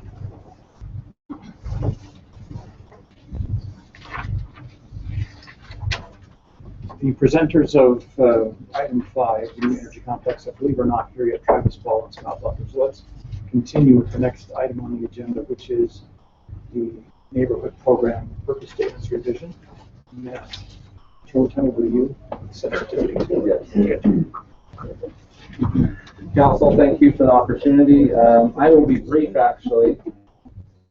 But just to recap, because I think there's other more important people here to speak to this. But a recap, about a year ago, we initially proposed, it was initially proposed that the neighborhood program be evaluated. Councilmember Sewell was tasked with heading up a committee, and under my encouragement, though, I encouraged that the committee first address the purpose statement. Now, the committee consists of the area council chairs, and under statute that comprises the neighborhood advisory council. I haven't really used that term, but it's been a good opportunity to formally convene that body. Part of the purpose of encouraging revisiting the purpose statement is it's difficult to evaluate any other program activities if you have an unclear sense of what the purpose is. And I encouraged the committee to consider putting everything on the table. And they did. And remarkably so, I think what they come back with is very similar to what the current program is. But I think it defines it in a much more clear, articulate way. And Mr. Connect, Dave Connect, is chairman of the committee. Mr. Sewell has been a member of that discussion. So I defer to Mr. Sewell for the remainder of this discussion, unless you'd like me to speak to it. Thank you, Matt. As you mentioned, we have spent quite a bit of time discussing the purpose of the program. Hopefully, increase the clarity with our proposal for the ordinance change. Now, I was very interested in that we were going to invite Mr. Connect as the chairman. So I'll turn the time over to this point and describe what we come up with. Okay, so does everyone have a copy? I don't have a copy. I assume you have something to look at.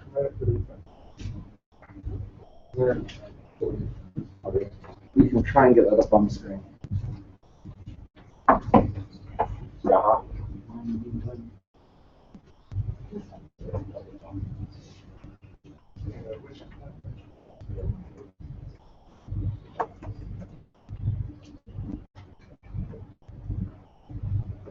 It's an electronic agenda, so.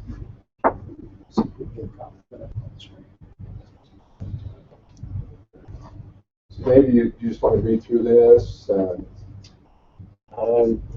It's, I don't have a lot of issues with it, or really any particular. There's maybe just one line that I might make a comment, but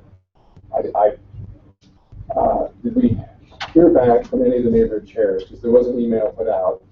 I didn't get any feedback personally. I was wondering if you had, well, why don't you just make any comments that you feel would be helpful and have anything to add on? I think that was helpful, Dave, that you maybe if you felt share your perspective about the process and what you want to do. Well, we had a lot of discussions about the purpose of the program based on the history and the experience of the people within the program. And so you see some changes that just kind of clarify what we're doing, what the purpose is.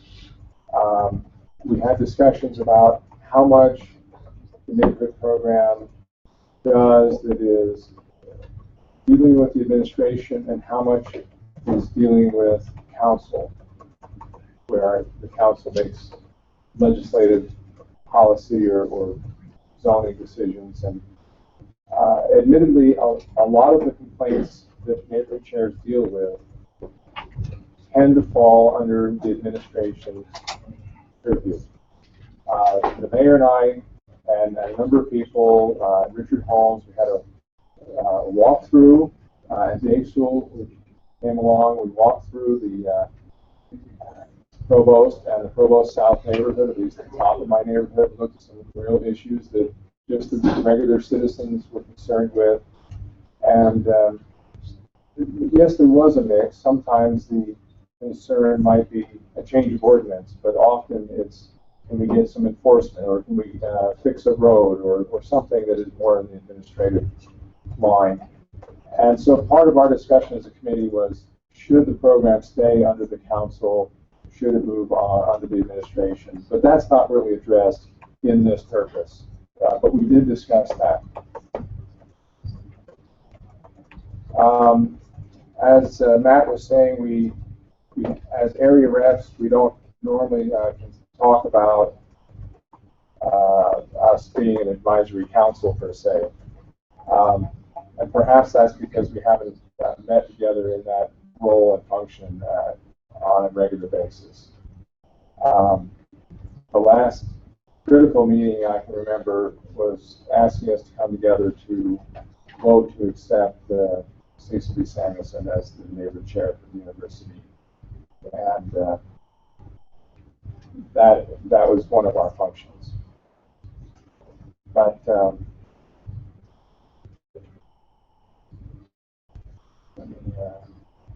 this doesn't seem to want to go past the first page here. We're having issues with the web browser, which we're trying to resolve. Okay.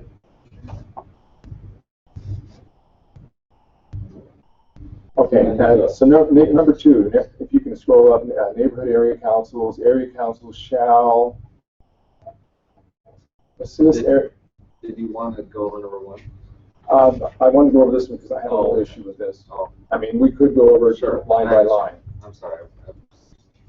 The council shall assist area neighborhoods and neighborhood chairs in achieving the purposes articulated under Section 1, which I don't have any problem with. Section 1's pretty good. Area representatives and assistant area representatives from each neighborhood area shall assist in providing to each neighborhood a direct line of communication between neighborhood chairs and the council. And that was the only minor blip in my reading of the whole ordinance was, do I as an area rep feel like I am working with each neighborhood chair in the program versus in my area? Now, one could say it's implied that because as you read down through it, we are pretty much just responsible for our area and working with those individuals. But I thought about it, and on a larger sense, as a body, it is our job to make sure that all 34 neighborhoods are, as much as possible, interacting with the council and being active. So there are things that we can look at. Often we look at the negatives, but looking at the positives and the things in our neighborhood that can be organized and brought to bear that will help solve problems. So every neighborhood has assets, whether it's individuals or businesses, something, or challenges. In my neighborhood, we have the juvenile detention center, which is both perhaps a challenge, but it's also an asset because the local ward and state, the state anyway, goes over there and works with the youth. So that and the House of Hope have become, instead of a negative, more of a positive. Do you have any questions at this point? This is I've been on 2 committees where they really put together some good intent statements. And this is basically the intent statement for the neighborhood program to basically put things together from the assignment that we received at our retreat the other day. This is that intent statement of what the neighborhood program should become. I did. Oh no, go ahead. I did have one person that actually called me. That was Paul Evans, and he is, as you know, pretty active in the program, and he didn't have any real concerns. So I passed his test. Just so you know, as far as response, we have put it out last week to all neighborhood chairs. We told them that you weren't likely to act until at least the 17th, and so if not later. So please you may get some additional feedback in the next week. I did get an email from Ben Markham, although he directed most of his questions to me. I encouraged him, once I answered his questions, to write you guys directly. I haven't seen that email yet. And, you know, just my observations about, if we go up to number 1,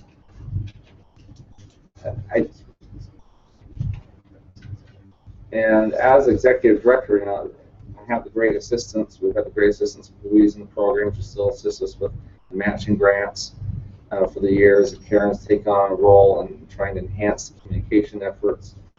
And so I did have this responsibility to sort of manage the program. And I thought, what an opportunity, and I really welcome the opportunity to look at the program. And I'm really grateful for how this, it's been a little bit of a long discussion, I admit, but I think it yielded good fruit and clarity to say, yes, this is what the program is, and this is what we wanted to do. And it's fairly reflective of what we're currently doing. You can see, though, how being fairly reflective of what we're currently doing is not currently articulated. And I think that's what this ultimately does, is articulates what we're doing. And makes it clear to all involved, the council, the administration, the chairs. I often say they have the true blood and sweat in the program. And, you know, hats off to everyone that steps up and works in the program. In some ways, although the council is a council program, so much of the ownership is with the chairs. And so I think it's been very valuable to have their feedback and to see them land here after putting it all on the table. And I think it's just a testament to the value that the chairs see in the program and many of the community see in the program, the way it currently is functioning. I think it's good for me and the staff to have this clarification, in that it helps us really know, okay, this is what we ought to be focusing on, this is what we ought to be facilitating, where current statutes a little bit ambiguous when it says any other thing. And so this is helpful, and it does leave the door open for other things. But this is helpful to us in saying, okay, now that we understand the purpose, how can we best program to execute it? And that'll be good. Well, in conclusion, there's been a lot of focus on the communication aspect of the neighborhood program, which is very valuable for you as administration and legislators. And whether that communication is going from top down to bottom up, that's great. There's the problem-solving aspect of this, where neighbors, residents are looking to solve problems. But I'd like to show you here on B, where we talk about bringing neighborhood residents and other local stakeholders, including businesses and landlords, together to work toward an independently achieve program purposes without city assistance. Now, sometimes that may include the matching funds program, which is a good cooperative effort. But I think this is one of the most important statements in the whole purpose right there. And I think it's an important statement to have included because the current language is ambiguous to that. It's something we do, but for years, as Louise and I have talked about the program, we've always felt like that was the right thing for the program to be engaged in. We've seen some neighborhoods more engaged in that type of internal self-help initiatives, grassroots, and others not. And this is helpful to clarify, yes, this is really an intent and purpose. So as we go forth and do training and teach and give opportunities, there are different tools available for you to accomplish this, and that'll be helpful. Any questions for Mr. Connect or Mr. Sewell? I have a question. So we bring neighborhood residents and other stakeholders, including neighborhood businesses and residential landlords, together toward an independently achieve program purposes without city assistance. We talked about city assistance part, but was there any?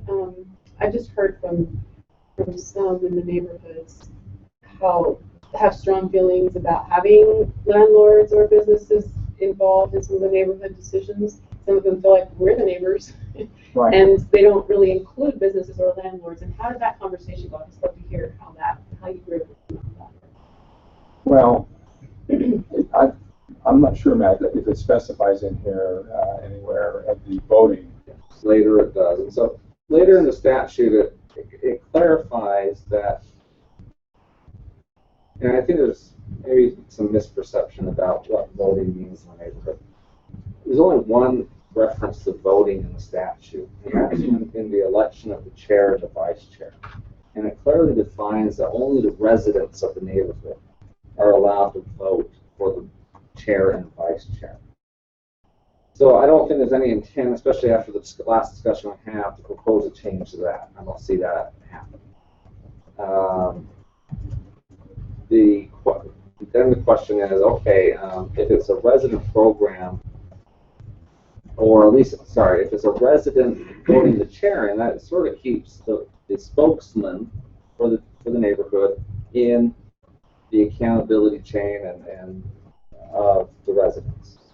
Now, how do you get neighborhood businesses and resident landlords involved? One, you don't allow them to vote in the decision of the chair and vice chair. I think where some of the confusion comes in is oftentimes in neighborhood meetings will say, well, let's vote on this issue, right? Those types of votes have no real decision-making authority. They may express a majority opinion of those present, which is ultimately for the purpose of giving the council feedback, right? In fact, in my mind, it's almost if the neighborhood chair is going to give valuable feedback, this is just my personal preference, that it would say, yes, we have a majority that generally felt this way. But we also have a minority that felt this way. And I think the more feedback you get as a council, the better for you and your decision-making process, because you do ultimately have those types of final say. Now, how do you separate businesses and other stakeholders, such as landlords, from that? Well, it's just about how you deliver the feedback or collect the feedback and deliver to you. So if the neighborhood chair is going to be trained, say, this is how residents feel, We do have some businesses in the neighborhood that feel such a such way.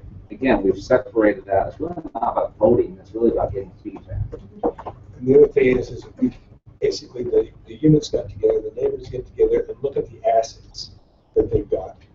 Definitely, the residents are probably the strongest asset. But the businesses and the other parts of the community, even though they may not be a voting part of the community, of the neighborhood, they are an asset. And we wanted to take advantage of all the assets we had to strengthen the neighborhood as much as possible.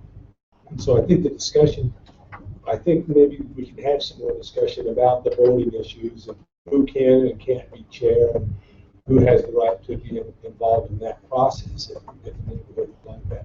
But it was basically to look at and say, as we attended NUSA, there were so many businesses that wanted to be part of the neighborhood and strengthen them, the neighborhood, the residents themselves, so that they would also be strengthened.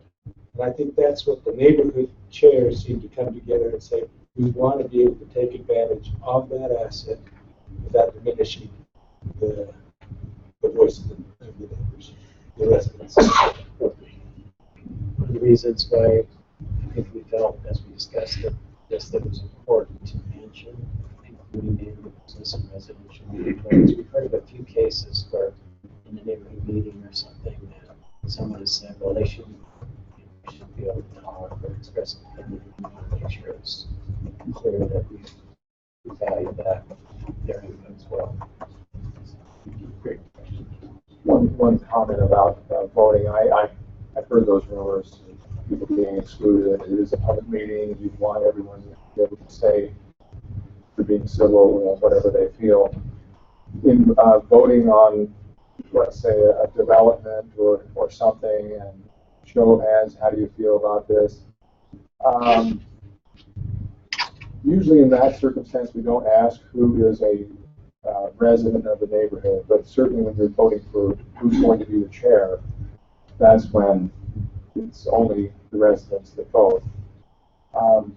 So I just think this sends a message, and it's the product of a long discussion that's actually gone on for 10 years that I know of, or longer, about how we can work better with the stakeholders. And I would just add that my wish would be to include business owners and landlords on the neighborhood email list, and perhaps one way, and I've recommended this, is when they renew their business license, just have a line on there saying, would you like to be on the city and or neighborhood emailing list so that you can receive updates on what's going on in the area where you own property or have a business. I keep in touch with, I think it's Steve Cox with the Pioneer Drive-In. Yes. And he appreciates the emails when he sees me. He says, Dave, I just love your emails, keep me informed. And that way he can still feel like he's a part of the neighborhood and know when we're having meetings or just what's going on. Unless there are other questions for a motion. I just have another question too. I noticed that the mayor and administration were added to the wording too, and is that because in past they haven't been included with the neighborhoods, or this administration just happens to be more involved? How does that come out? I think this goes back to one of the things that Matt said, where we're sort of clarifying the way the program is actually operating. We want it to still remain a council program, but we recognize that interacting with the administration is an integral part of what the program does. We thought the ordinance should reflect that. A motion? So I think I would make a motion that we bring this to our next public vote, incorporate feedback. Thank you, Mr. Sewell. Second. Ms. Hillis, those in favor? Thank you. Motion is unanimous. We'll turn now to the update on the progress of the new energy complex. Mr. Travis Ball and Yes, thanks for giving us this opportunity. Tom has done a lot of work on this. He's been point man, and so he's going to keep the presentation. I'm very busy. Council Chair, thank you for letting us come today. We're really grateful to be here. As you might recall, we were here last May. We had just finished a needs assessment and master planning process and project for our energy campus, and I brought to you at that time some of the concerns and the issues that were raised through that master planning process, and especially through the needs assessment, which told us a lot of challenges that we face with our current campus, especially the status of the structural integrity of a lot of the buildings and facilities that we are now housed in. And so I wanted to report to you today a little bit of what's gone on since then. There's been a lot of things that have happened, and I kind of wanted to walk through this process with you. And so just a quick introduction here. Yeah, turn it on. I'm sorry.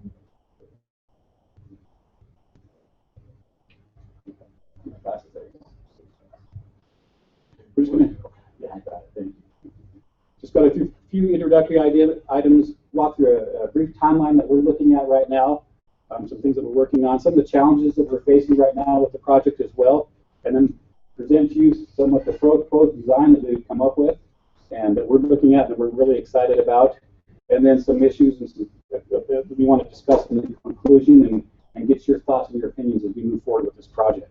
And so first of all, I just wanted to walk through really quickly with you, but bear with me, just some of the history of what we are working with here. As you know, the power plant was constructed back in 1939 with an addition back in 1949. When the second stack and the second addition were added. And at that time, the population of the city of Provo was 18,000. Several years later, our office complex was constructed in 1950, and shortly thereafter, in 1965, the final addition was added to that complex. And at that point, the population of the city of Provo was about 36,000. And then I just added this because we're going to be making some changes to this power substation, which is on the southeast corner of our property as well. It was built in 1956, and again, the last addition was done in 1969. And hopefully, starting next year, we're going to start the process for increasing the size of that substation, so it'll help us with our reliability throughout the city and some of the redundancy issues we want to work with on our power grid. And so it gives you kind of an idea of what we're working with as far as our power campus is concerned. And this is the latest shot that we have of it. As you know, we bought 5 homes in the northwest corner of that property and recently had them abated and demolished as part of this project in the upper northwest corner. And currently our population of Provo is now 120,000. And so since 1965, where we serve 36,000 citizens, we're now serving 120,000 citizens out of that same facility. And we've worked really hard to make it work well, but it's become quite a challenge. This year, we wanted to brag. This is our 75th anniversary. As an employee of Provo Power for over 20 years, we're pretty proud of what we built. We're proud of the history that's there. There's a grand heritage. There's a great heritage with this company and the benefits that provides the citizens of Provo. You think back to the biggest benefit, that 11% transfer of the city general fund. You look back at the over 4,000 street lights that dot our city and light our streets at night. The citizens don't have to pay for those street lights or the power that feeds them. That's a benefit that we provide to those citizens. There's some great benefits that we're proud to be a part of and is proud to have as part of our heritage as an employee for the Provo Power. For 75 years, it's a big event. And so throughout the year, over the next 10 months, you're going to see a lot of things coming up where we hope that you can join us in celebrating a great accomplishment. But we were asked for this project to look at the growth projections, moving forward with the city of Provo at approximately 2% per year. And that's something that we're working on as we try to plan this project to meet the needs not only for those 120,000 citizens today, but those that we're going to be serving as our customers for the next 30 to 50 years. And I don't want to go over what I rehashed the last time in May when we were here last year, but you probably recall the pictures that we covered throughout all of these buildings, the power plant, the offices, the smokestacks, the degradation of our facilities that we were using at the time, and the structural integrity issues that we were having with them at the current time. Just wanted to remind you of that as we go forward with this presentation. And then, of course, we're spending about $50,000 per year on the low end, just keeping our boiler working. You know, some of our equipment we have to maintain on a regular basis because it is so old and so outdated. This project we're going to be walking through in 2 different phases. The first phase will be the abatement of and demolition of the main office complex. A lot of these canopies for parking here, and then the smokestacks as well. There's also a little building right here. It's called the old District T building. Some of you might remember the history of that building. We won't get into that. but that will be one of the first buildings coming down as well. As a matter of fact, that building is slated to be demolished on Monday as we start with another phase of this project, which I'll describe here in just a minute. Just wanted to remind you also, back in May, we talked about the structural engineering firm, Dynamic Structures, that came in and looked at our facilities, and these are just three main quotes, and they talked about some of the challenges and issues that we are facing with our buildings at the current time in trying to maintain them and continuing to house our equipment and our personnel inside them. And so what I introduced you today, first of all, VCB Architecture is architects that we've been working with since the needs assessment and the master planning process to come up with our design that we will introduce to you later. Rick Tiffitz, Brent, you want to raise your hand? He is here representing one of the principals of VCBO. We're grateful to have them on board. They've been great. They did the design for the rec center, and we're a great partner with that as well. And then Layton Construction. Brian McBeth is here from Layton Construction as well, project manager for this project for us. We have a great team. We're really excited to have them on board. Layton Construction, again, was the contractor for the rec center as well. And so we think there's some benefits that we'll get from that as well. I wanted to jump right now into the site comparison. One of the things we were asked to look at this site was cost. How much is it going to cost to do this, number one? And number two, is our facilities, is this the best use of this property where we're at right now? And as you can imagine, there's some pros and cons to both of those issues. And I wanted to cover that a little bit today. And so we were asked to look at the cost for this site, where we're currently at on 8th North. They're on Freedom Boulevard, or 8th North and Freedom Boulevard, and compare that with another site, some other property that we are looking at, kind of partnering with the Public Works Department down in East Bay. And from our studies so far, we found that this current location is going to cost us about $19 million, just a little over $19 million to redevelop this site and to the point where we can do all the abatement, all the demolition, and then rebuild our facilities. But you might remember back in May, we were originally thinking it was going to be around $25 million. We've been able to refine the process and go back and relook at some things and narrow that down to a much cheaper price, which we're very happy with. This cost includes the cost of the architect, the contracting firm that's going to be working with us, the abatement process. And I'll get into that a little bit later because that's turned out to be a very significant part of this process and one of our most significant challenges. And then the demolition process as well. As you can imagine, these 228-foot tall stacks, they're not just going to come down easily. And so that's another issue and concern as well. Unless we have an earthquake, right? Unless we have an earthquake, that's exactly right. And I appreciate Gary bringing that up because that was one of the biggest concerns that Dynamic Structures mentioned was those stacks they said, won't even withstand a minor seismic event. And so that worries us, especially if we're going to go invest $20 million on this site. To have those come down on top of that investment would probably not be a very wise move. And then one of the other things that we're really striving for is we feel, as Provo Power Company, we want to be a leader in the community. When it comes to sustainability, we want to be a leader. When it comes to energy conservation, we want to be a leader. And so we are seeking LEED Gold certification on this. Some may not know what that is. If you could explain. Yeah, LEED is one of the most common certifications for sustainability across the nation when it comes to building construction, landscaping, etc. It's become those of you who know, it's become kind of the leader, I guess you could say, no pun intended, as far as that's concerned. But it helps you develop and design your building so that it brings those sustainable and those energy efficiency practices and things into the building, so it's much more energy efficient. And we just went through the last couple hours prior to coming here, the whole charrette on making sure that this new building we design is as energy efficient as it possibly can. And so if there's more questions you have about that, we'd love to share with you what we're doing at another time, because it is really exciting.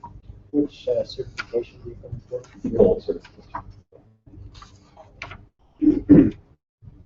And then one other thing we wanted to highlight here as well is you might know that on those smokestacks we have several telecom facilities that we contract with on a lease basis. They lease that space in those stacks, and we generate just a little bit under $200,000 a year in revenue from those leases.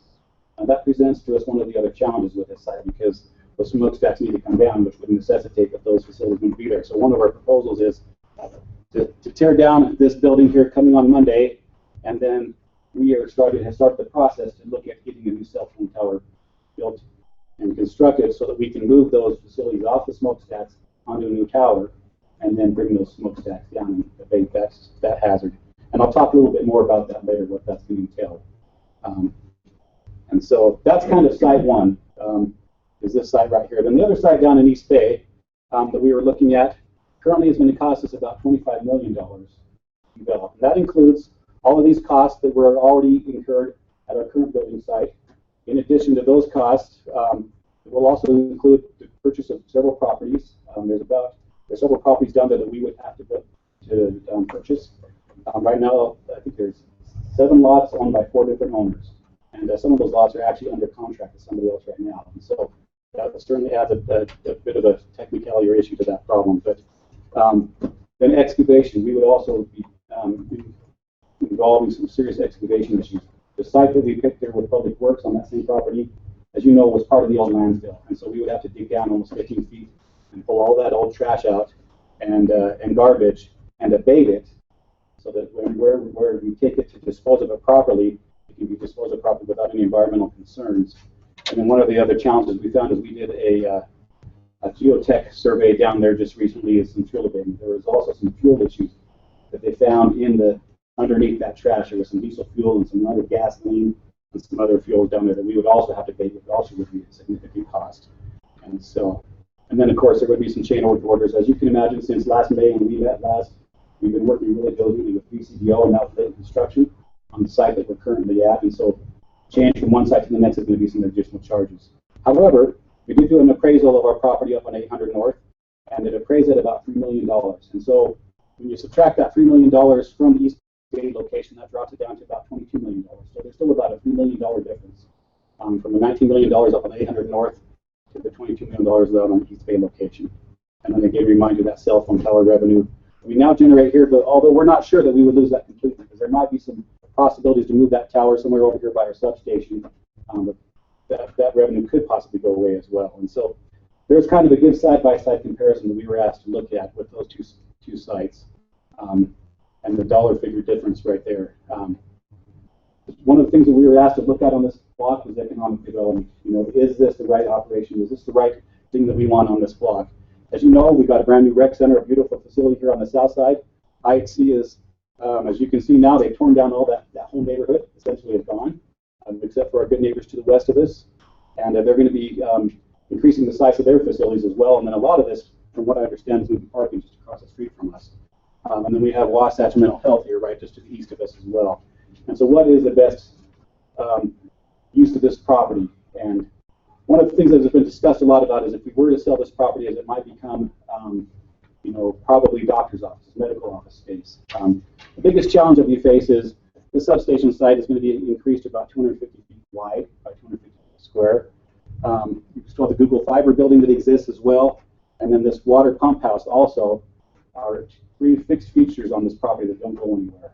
And so that complements that, then makes it more of a challenge to develop that property. And so we did look at it from that perspective.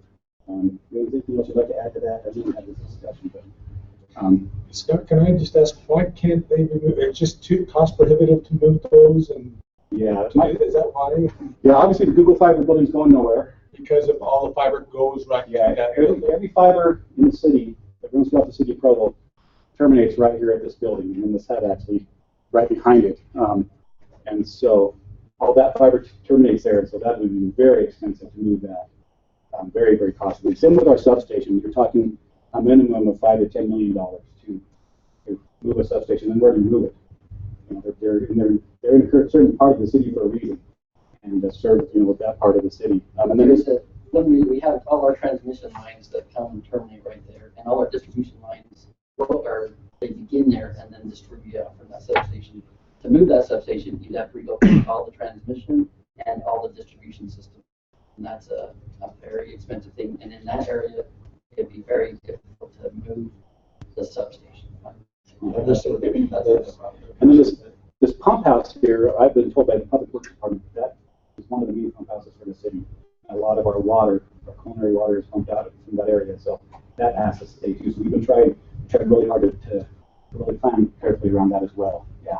That seemed when you presented last. Maybe it was in our walkthrough, but you said that the central location is really important to the power company as well. So why were you thinking East Bay as opposed to staying there? Yeah, just what is the best use of this property? And that was part of it. We thought we needed to do our due diligence to make sure that we're where we should be. and that there isn't a better location for us, or there isn't a better use for this property. And obviously from our perspective, we think this is our best location, and that is one of our chief reasons, is reliability. Could also be some efficiencies co-locating with public works, for example, having one warehouse operation as opposed to multiple. So we were trying to look at some of those kind of questions as well. Just again, as Scott said, more due diligence than anything. Make sure we ask all the right questions. And for us, as a municipal utility, reliability is key. We already know that we're not going to be the cheapest municipal utility in the nation, but we know we can be the most reliable, we can be the safest, and that's our goal, is to be the cheapest and most reliable utility in the nation. And what this does in the center of the city of Provo is this lets us dispatch a crew in an outage anywhere in the city with about 10 minutes response time. Now, if we were to move down by the airport or down by East Bay, or even up to the northeast, you're putting us a far distance away from another part of town that would really eliminate that ability to respond in that 10-minute time frame that we try to work towards. And I think I mentioned before, it's kind of like the fire station. They're set in certain quadrants of the city so they can get out to certain homes in a matter of 2 or 3 minutes or whatever their time is. That's kind of what we look at that same type of response time as well. So, and then I did want to mention a few things here as far as the revenue bond is concerned. We are looking going forward with a revenue bond. Right now the rates are really good, as you know. Public Works got a few weeks ago. We think if we move forward with this quickly, that we can be able to get that same type of rate, somewhere between 2.6 to 3%. If we move another site, that's about an annual difference of 195,000 if we jump up to the 22 million from the 19 million. And so, and then just a few other issues that I wanted to bring up were some concerns that we have with construction delay risk. As I mentioned, we're pretty far down the path. We've gone a long way with BCDL late construction to the point that we have a demolition crew coming on Monday to start demolishing one of our buildings. And so some of those delays include, rate increases. We're worried that, this is, if we have to purchase properties and go down that road, that could delay us at a minimum probably 6 months, probably more like 9 to 12 months or more. We don't know what the rates are going to be at that point. That could cost us some money. And in addition to just construction costs. We heard the other day from our contractor, construction costs continue to rise. They're getting more expensive all the time. And so, we don't want to delay that if at all possible. And then as you mentioned, thank you for that, is reliability. That is one of the things that we really hope that we don't have to do away with as our goal on our reliability. And then one of the other things that's important to us is employee and community ownership. As I mentioned, we've been here for 75 years. We're very proud of Provo Power. And we have some employees and some retired employees that are very proud of the heritage that they had in building this power system. And so that is one of our other concerns from an in-house personal standpoint is, what are they going to feel like if we pull up and move somewhere else? And so we wanted to go forward, unless there's any other questions right now, and talk a little bit about our timeline. Scott, I think one thing that's important to recognize also is this does not include a power plant. Right. And so I think it basically is the offices and things like that. We are still having to look toward the power plant at some point, but that will be partners with Boone. Yeah, UMPA, we're partnering with them. They will be the one that will take on the construction costs of that power plant. There's 3 sites located throughout Utah County, or in this area. They're looking at 3 different sites. They have not settled on the site yet. The best site that we're hoping for is in South Provo, down in East Ironton area. And so, yeah, thank you. Appreciate that. Mayor? I talked to the political impact of that. Yes. I think it's important that our residents understand that if a new energy plant is built inside Provo's boundaries, that it's replacing a very old one with much higher levels of pollution, and with a new one that's clean and efficient. Just a very different product. And the only reason I bring that up is if the power plant goes away, there's no thought to that, and then the new one shows up, it tends to be compared to, well, we didn't have anything before, and now why do we have a power plant now? So it's saying, no, it's actually replacing that was much higher in pollution level and much older in technology. So if Provo was selected by UMPA as their location, or we have that dialogue with the community, we're actually in a better situation than we are today. It won't fit on the 8th property. It has more to do with our environmental permits as well that we can receive from the EPA, whether we can build a plant there, and especially the size that we need. It's very challenging. But one of the unique points, and Mayor, thank you for bringing that up, is that power plant is a very integral part of the city of Provo, and we want to keep that in Provo if at all possible. but it's an integral part of our site. But we'll be able to have a brand new facility that is much more efficient and generate a lot more power in a much smaller footprint. And putting on that site, which was what we originally hoped to do, was made somewhat impossible because of the permitting process. And then also we don't have the gas.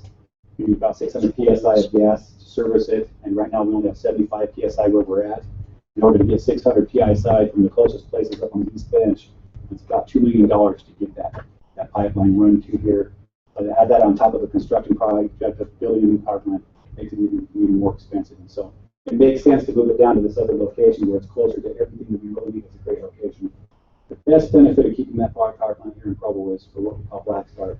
If there's an emergency in the city of Provo, we can utilize that plant to fire up, and we can still feed the city center, we can still feed the hospital, we can still feed our block, to man our emergency response, things like that. And so it's always been a great benefit to the citizens from that perspective as well. You asked the mayor whether there are implications for our continued membership in fact whether chooses to build a power plant. I think before that can be built, we'll have to resolve our unwilling membership. That just simply finances of building that would require that we come together and sign up. If we don't sign up, then it all blows up. Is that a fair statement? And let me remind you, that's in the second phase of this project as well. That power plant will be kept up and running through this whole first phase of the project, and that will be the last thing that happens on that side. That power plant will not come down until the new power plant is built. And so it won't affect our operations in any form. As I mentioned, we have a very aggressive timeline that we're looking at in order to meet some critical needs that we feel like we have to. One of them is a funding timeline. And we're looking at about a $20 million bond. We're hoping to bring that before the council and get it on the agenda by the March 17th meeting and have a discussion about that.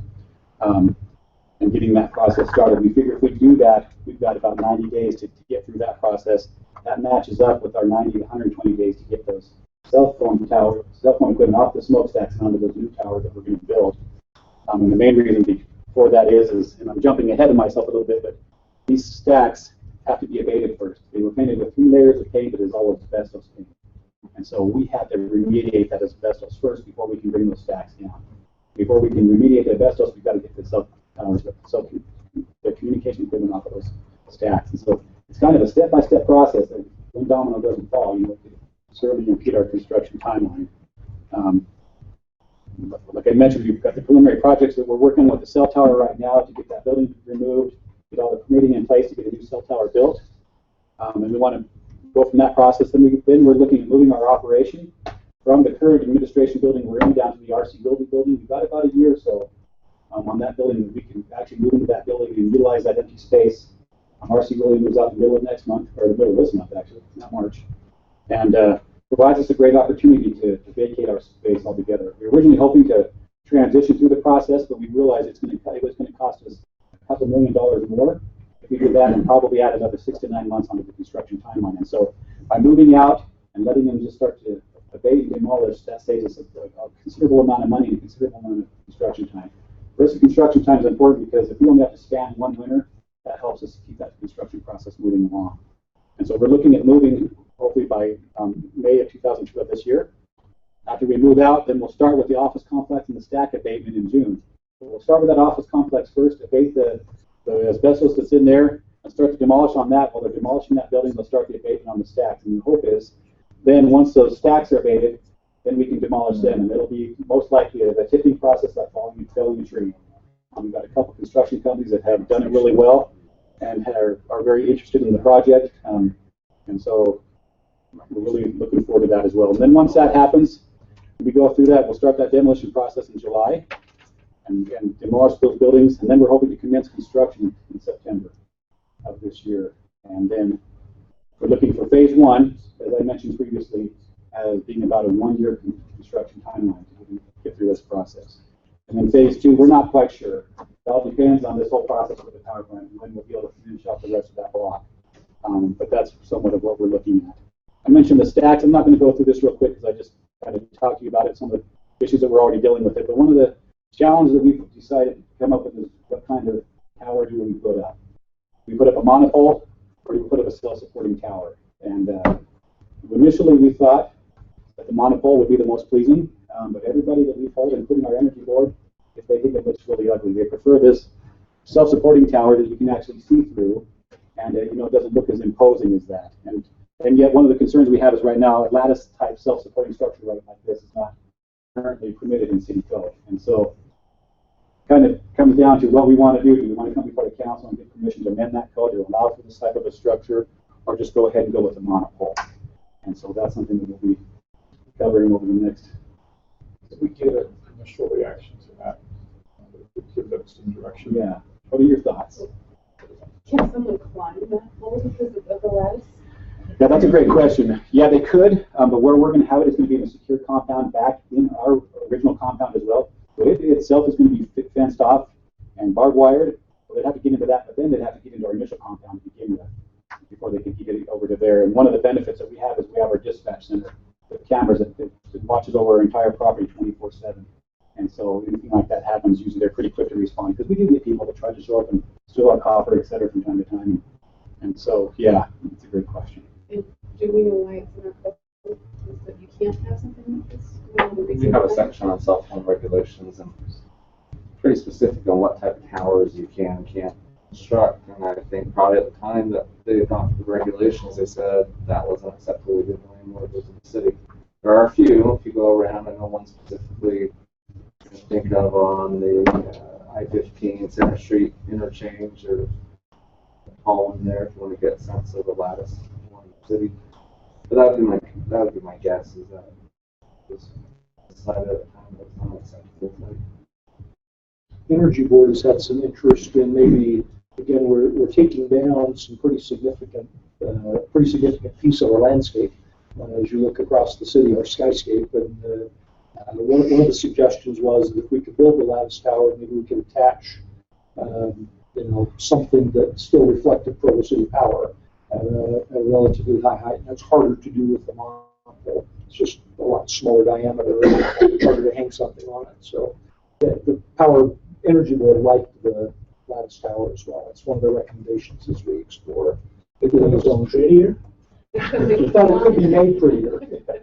And again, if you look at the bulk that occurs at the top of the monopole, instead of spreading those antennas out over a longer distance, it just doesn't look quite as intrusive as the monopole does. Scott, it seems to be taller than we would be. Yeah, this one is for sure. This is probably a little smaller than what we're doing. The height. We're looking at one at 150 feet. What are the towers now? The towers right now are about just under 230.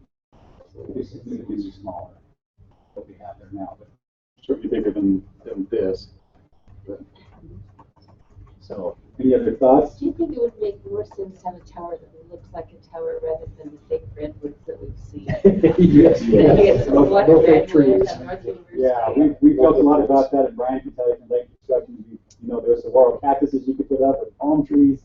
But yeah, it would make sense to put up what it is, and not try to put some lipstick on the paper. It just doesn't look very good. So. Any other thoughts on this? I do want to get into our design. I want you to look at it. I think the main thing is that they pushed forward trying to go with that self-support tower, brought that to the time or what it's not going to work. I've seen a hawk. So you were at least receptive to it. I have seen a hot dog version. Oh, really? Unbelievable. So I only got a few minutes, so I'll go through this really quickly. We've gone through it before. This is our current site plan. As you know, we presented this before. It's going to entail some road closures around the current complex, which I think will actually enhance the neighborhood. We've actually talked to these neighbors. We, for years, have told our crews not to drive their big trucks through this neighborhood because they don't like those trucks for obvious reasons going through them. So it's kind of been off limits to us anyways. And so we'll be having some of those road closures. We are going to continue to have a sizable pocket park. We have this current park right now, and this current park, we're essentially going to be saving the same amount of space, just moving it up, so we can utilize this space down here, down in the southwest corner, so it's a little bit more hidden. The cell tower we talked about, this would be the location right on the Google building. So as you can see here, we got fencing structure all the way around the building, the complex, to protect our facilities in here. This will be inside this fence and then inside that structure as well, so it should be very, very well protected. Our substation, again, this shows the expansion of that size of the substation. From that perspective, Google parking, by contract, we're asked to provide 8 parking spaces for Google, so we carve those out for them as well, right off that driveway entrance. And then, of course, our pole yard that we will put down here in the southwest corner. And then the pump house, I mentioned that before, that can't go and has to stay there too. And then it also will allow us to have quite a few parking spaces in the parking canopies. Some of our equipment needs to be parked in these garages, but some of it can be parked outside, just can't in the elements. And so that's one of the things that we've tried to do and accommodate. This is a level 1 floor plan. I'll just go through real quickly because you can't see it real well, but we do have our big truck bays that we're planning for future use. As you can imagine, with 120,000 citizens, the number of crews, slowly creeps up and grows to try to meet the needs and keep the power onto all those homes. When a homeowner walks into their home and they flip on that switch, they expect that power to be there, and that's our goal, is to make sure that it is in all circumstances, if at all possible. So we've increased the size of our garages to 12 truck bays. We've added an administrative wing, which is this portion right here. And then we've got our transmission and distribution, where all the line labor and forestry crews are housed in this kind of west part of the complex. We've got our engineering division that's right here in this portion of the building, and then our front lobby. And I highlight the lobby, and I'll get into that here in just a minute because we want to make that a really unique, welcoming space for a couple of reasons. I'll get into that here in a minute. And then, of course, our warehouse. We've been living in facilities for our trucks and our warehousing operations that is wholly inadequate. And it's been very hard to follow through on our daily workflow processes in a circumstance like this. And so this will allow us to not only have the space we need, but to grow into it in the next 30 to 50 years. Then, of course, we talked about lead certification. This is a second level. This is an important part to us.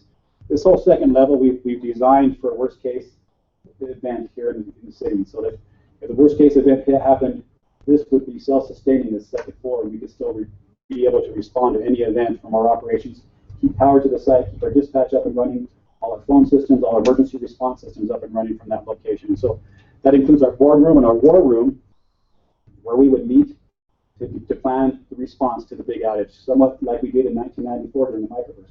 Some of you remember that. It was a huge event. I remember that very well. We'll be much better prepared to respond to something like that. Our dispatch center will be upstairs, as well as our smart grid and our IT team. And then, of course, all of our critical infrastructure that will keep that building up and running should something happen, so we can respond better. And so then I wanted to move into the last portion of this, and that is just the design phase. One of the things that we were asked to do was look at doing all that we possibly could to maintain some semblance of heritage on this construction site from what we had here before. Now, some people argue over whether this is a beautiful building or not, and as you get up closer, you can really see a lot of the challenges and problems that we face with that old structure that's 75 years old. But we wanted to take some of these features from this building and include them into the new building. And so that includes that tiered level look. It included the roof trim that you have along the different roof lines, the window styles that you can see in this old power plant, some of the window trim above and below those, and as well as the inset brick. And so this is our new design that we've come up with for our plan from PCB architecture. I think it's a beautiful building. You can actually see a nice array of solar panels that we're going to have on the top of our warehouse as well. Talk a little about that a little bit later as well. But one of the things that we've been asked to do is make sure that we fit into the neighborhood. We wanted to accent that beautiful facility, which is the new rec center. We want to accent what the hospital is doing to the north of us as they continue to rebuild their process, and then also with Wasatch Mental Health just across the street to the east. And so we tried to take these same levels, some of that tiered look, that same roof trim style, the window styles, the window trim, and then the inset brick, and install it and incorporate that into this new design. And we think the architect did a great job with that, and it's a beautiful building. And as you can see, there are some a lot of windows, especially on the north side and the east side. We want to incorporate, because of LEED, a lot of natural lighting. And in our LEED meeting today, one of the things that the architect was able to accomplish was there's not an office or a combined workspace that will not be able to utilize that outside exterior light for a better part of the day. And so it was a great thing. I mentioned the interior of the building. This is kind of the front lobby. We've now moved these steps actually to the north side, so they won't be there. This wall will be open. We planned a sizable lobby because we wanted to incorporate into the lobby some of the things from the old power plant. We wanted to use it as a historical place to remind people of the historical nature of Provo Power and heritage that we are trying to recognize. Plus, we also wanted to make it an educational opportunity as well. So we want to pull out some of the old instrument panels, some of the old signage from the building. Most might go back where the crews are at, there's some neat things and some neat features in that old building. Some of the old pictures, I don't know if you've been to the new public safety complex up in Salt Lake. On every wall, there's just huge pictures that have been from the old fire trucks and the old policemen, and their uniforms and that we want to highlight. Some neat old articles. We have a lot of neat old articles that we want to be able to blow up and frame and put along that will tell our story as part of Provo Power. Some old ads. We put these up because we just thought this was so funny. You know, I've never seen my wife in a recliner by the stove. You know, you can imagine 65 years ago when electricity was a big deal and they wanted to electrify everything. It was a big deal to have an electric stove top, you know, versus a wood burning cook stove and things like that. And so, it's kind of funny, but yet, what a neat piece of history that we want to be able to highlight. We want to, in this front area, to have a great educational opportunity to bring school kids in and teach them about our smart grid. And they can actually have interactive features out there with iPads and that they can see how much power is being used throughout the city of Provo. They can see how much power those solar panels on the top of the building are going to be providing to us, you know, both for our base load, our current energy needs, and then to reduce our peak consumption as well. Conservation, we want it to be a great place to talk to them about our Trees for Energy conservation program. Again, our public education about sustainability and energy conservation, and then our other program for New Choice and Switch at Provo that help citizens with that. And so, just in conclusion, we want to just let you know we took this to our energy board. They approved it this last week, and that's why we're here today, is to get your thoughts and your opinions on, are we going in the right direction? Is there something you'd like to see us do differently or that we could do better? Because we would like to come before you in 2 weeks and submit that funding plan so we can get moving and going forward, because we're ready to proceed. Scott, I think it's important we look at the funding plan situation. We're looking right now at not having to deal a lot with the rate increases to do this. It's on a revenue bond, but I think we need to recognize that the cost of power is going up no matter what we do. And so to say that, oh, we're doing this and our utility rates are not going to increase, I think we'd be tricking ourselves.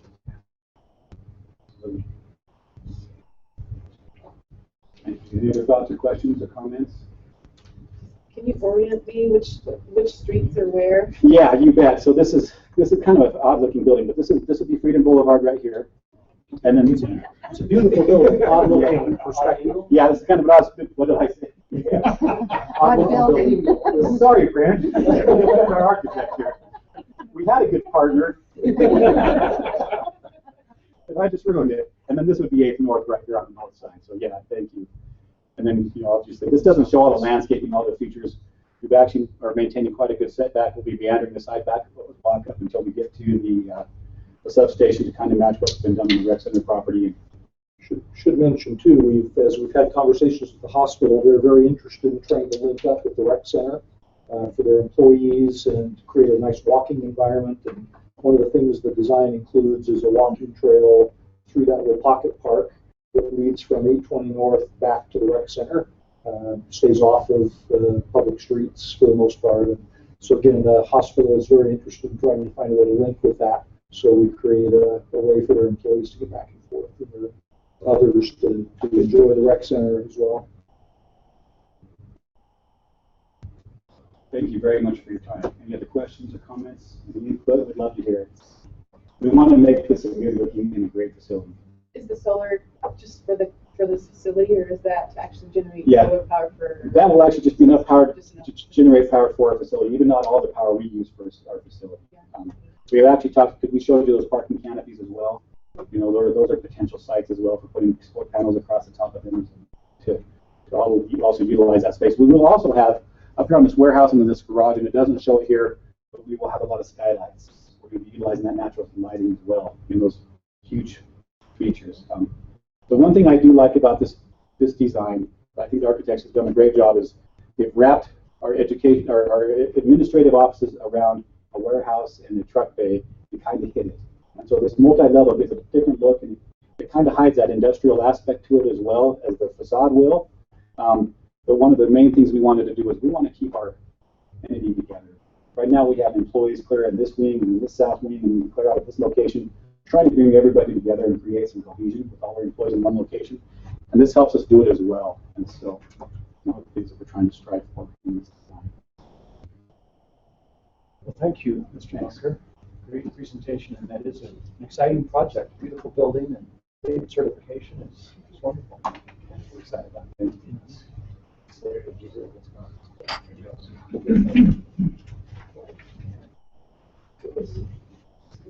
Let's move to our next item then, which is the discussion on the proposed cemetery plot relinquishment. And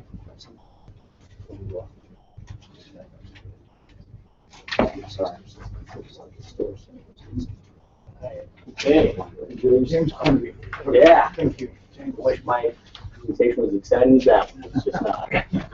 So the purpose of us coming to you guys today is just to present some information to you about a process that the cemetery isn't normally involved in, but from time to time we do this.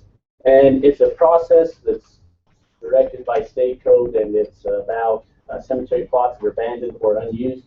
And it gives the cemetery the opportunity to reclaim those lots and resell those lots.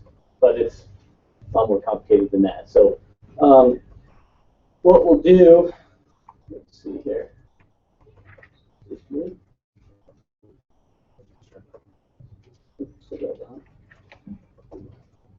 All right. So like I said before, this is all administered at a state level, allowing us to use that code. And before we can even do this, there's many requirements that have to take place before a plot or a parcel qualifies for that. And basically what it states is the lot or parcel hasn't been used for burial purposes for longer than 60 years. The individual or owner of the lot has not provided any care for those lots or parcels, or they haven't given any written notice or demonstrated any interest in those lots or parcels. That can go as far as, it doesn't have to be the actual owner of that, but a direct descendant of that or anybody that has legal claim to that. So this is basically zero contact with the cemetery office or anything of that nature to qualify for that.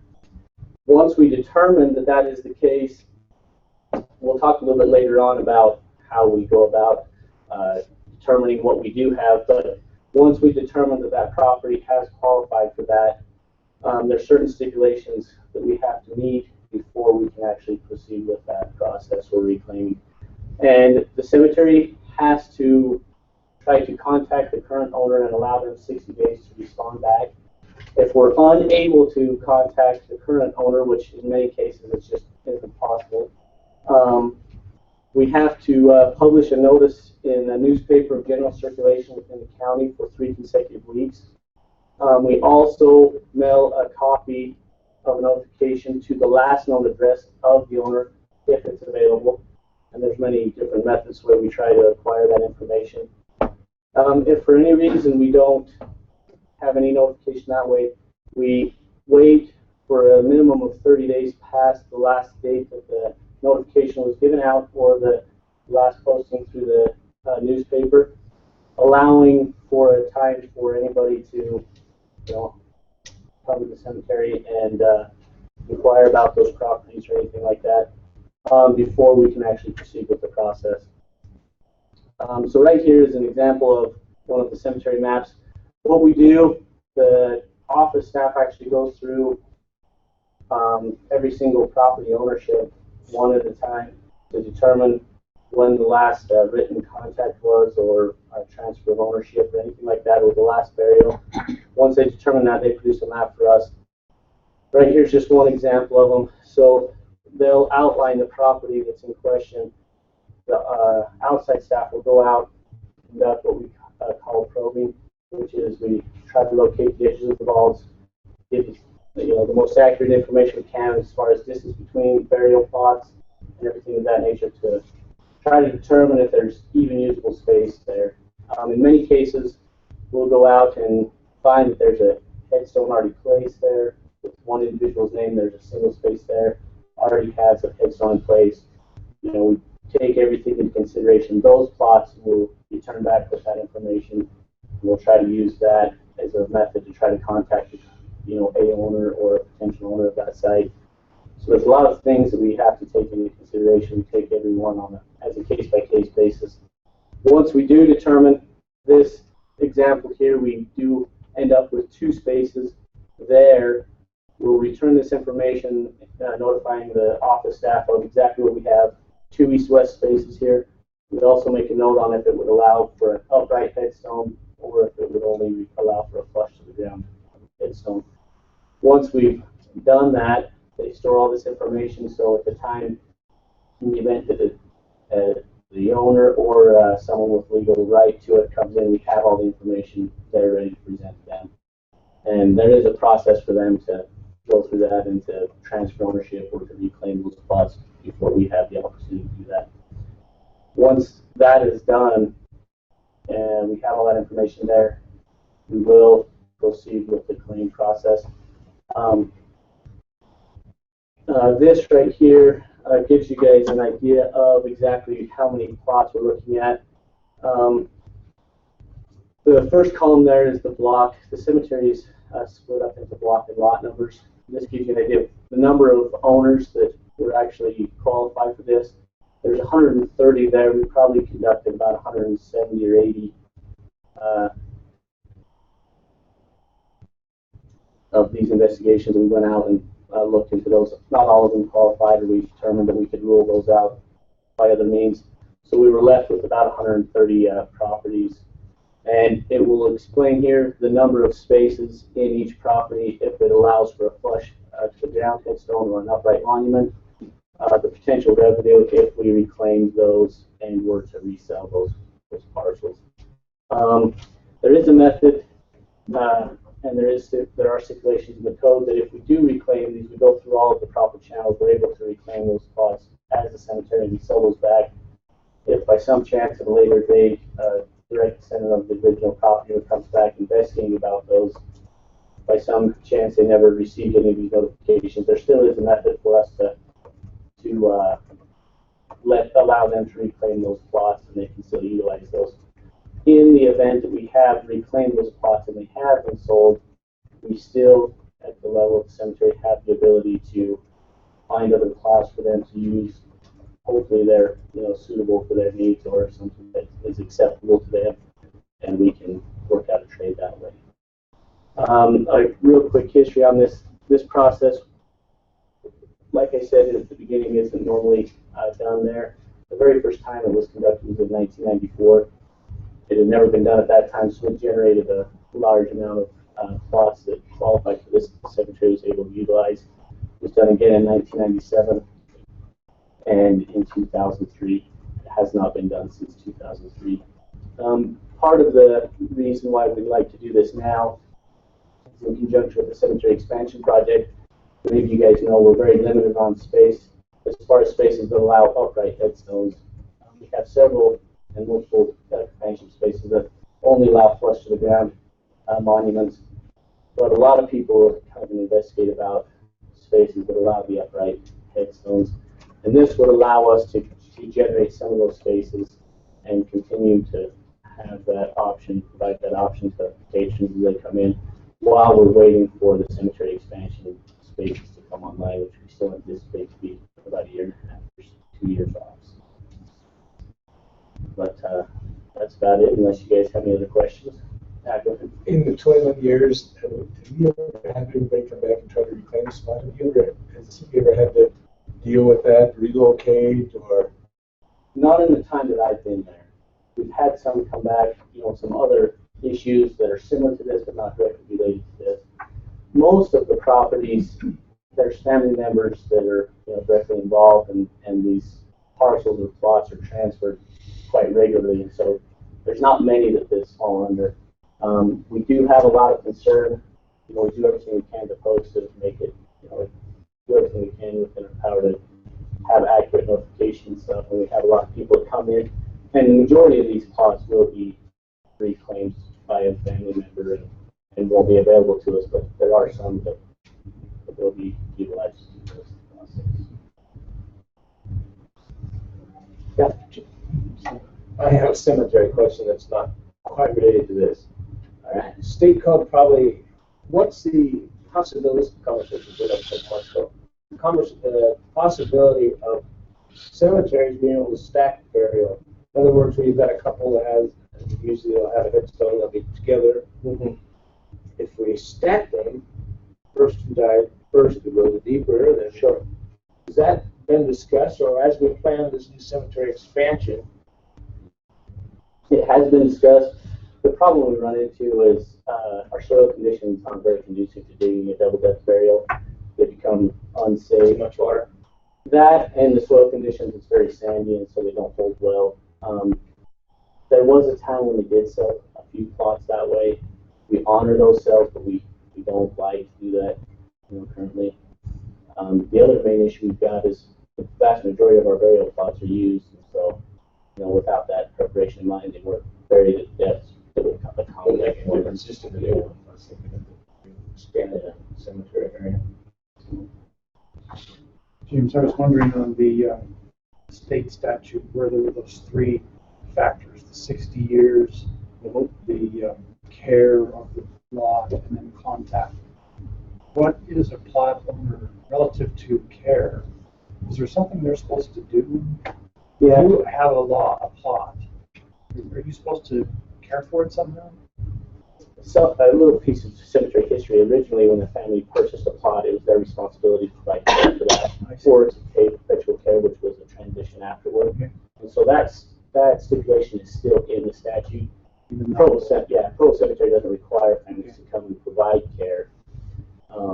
The reason why they did it in '93 and then right after it, 94 or 96 or 7, sorry, is because there were properties that they hadn't paid the perpetual care or the permanent maintenance on those plots, and so they didn't address those at the first reclamation process, and they addressed those later because of that stipulation. And most of those, it was a question of they just had to come and pay that. Currently, when we sell lots, all of those fees are included, so that really doesn't apply to many of the plots that we're addressing right now. And that would speak to the third requirement of making contact if they were paying those fees. Right. Most of those plots were addressed in earlier reclamation processes. Been taken care of that way.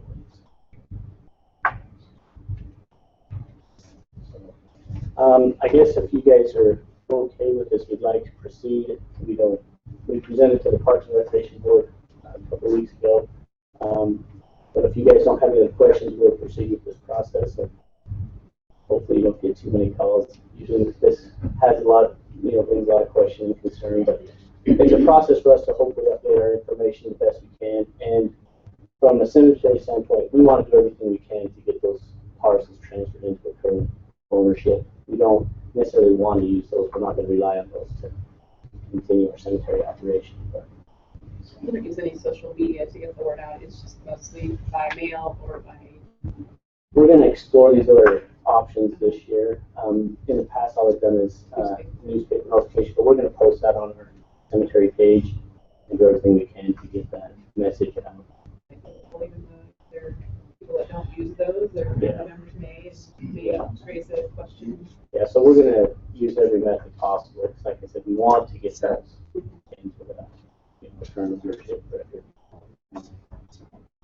James, just to be clear, when you say if they're okay with it, we're going to proceed, you mean by that come back to a council meeting with a resolution? No, we don't feel like we need to. We just want to make sure you guys don't have any major concerns with this process. We just want to present. Okay, let's talk about it offline then after, because my reading of state code is you either got to go to the district court or have the council pass a resolution saying that you can do it this way. It's not my understanding we do, but yeah, let's talk about it. Sure. And if we do, we'll make sure we do that before we proceed. Okay. All right, thanks. All right, thank you, James. Thanks for the presentation.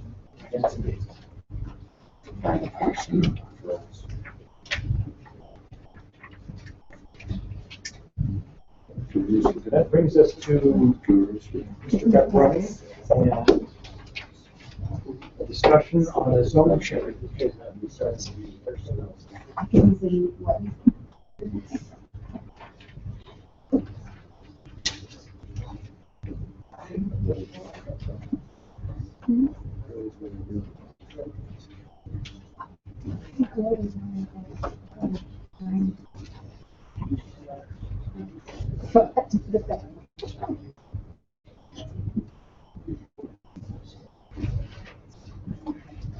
So this next item is the first step towards implementation of the Joaquin Master Plan, the Joaquin Neighborhood Plan. The zone change from residential conservation and is PRO 31 and PRO 30 to the campus mixed-use zone. You'll remember that our general plan and the Joaquin Neighborhood Plan both talk about rezonings that would take place all the way down to 500 North. This is 700 North here, University Avenue there, and 9th East there. It's in spite of the general plan, the Joaquin Neighborhood Plan calling for rezoning down to 5th, we thought it would be best if we came to you for rezonings in a little bit more measured and incremental way. Part of the thinking that prompted that was several months ago, you'll remember a discussion about the ITOD zone and the housing types that were coming into that area. And we debated whether or not, when we adopted the TOD zone back years ago, if we adopted too big of area, perhaps it should have been smaller. So this allows us to just kind of take a more incremental step towards implementation of the rezonings. Another reason for starting with a smaller area like this is that it's been my experience that if a city takes a large area, too large area, and rezones it, you actually flood the market with that zone, with that potential, and you drive down property values. You simply provide way more zoning than the market can absorb. So I think it would make sense to just do this as a first step. We sent out over 450 notices to property owners. Prior to going to the Planning Commission, I received probably less than a dozen, about 10 phone calls from property owners. Most of them were out of state.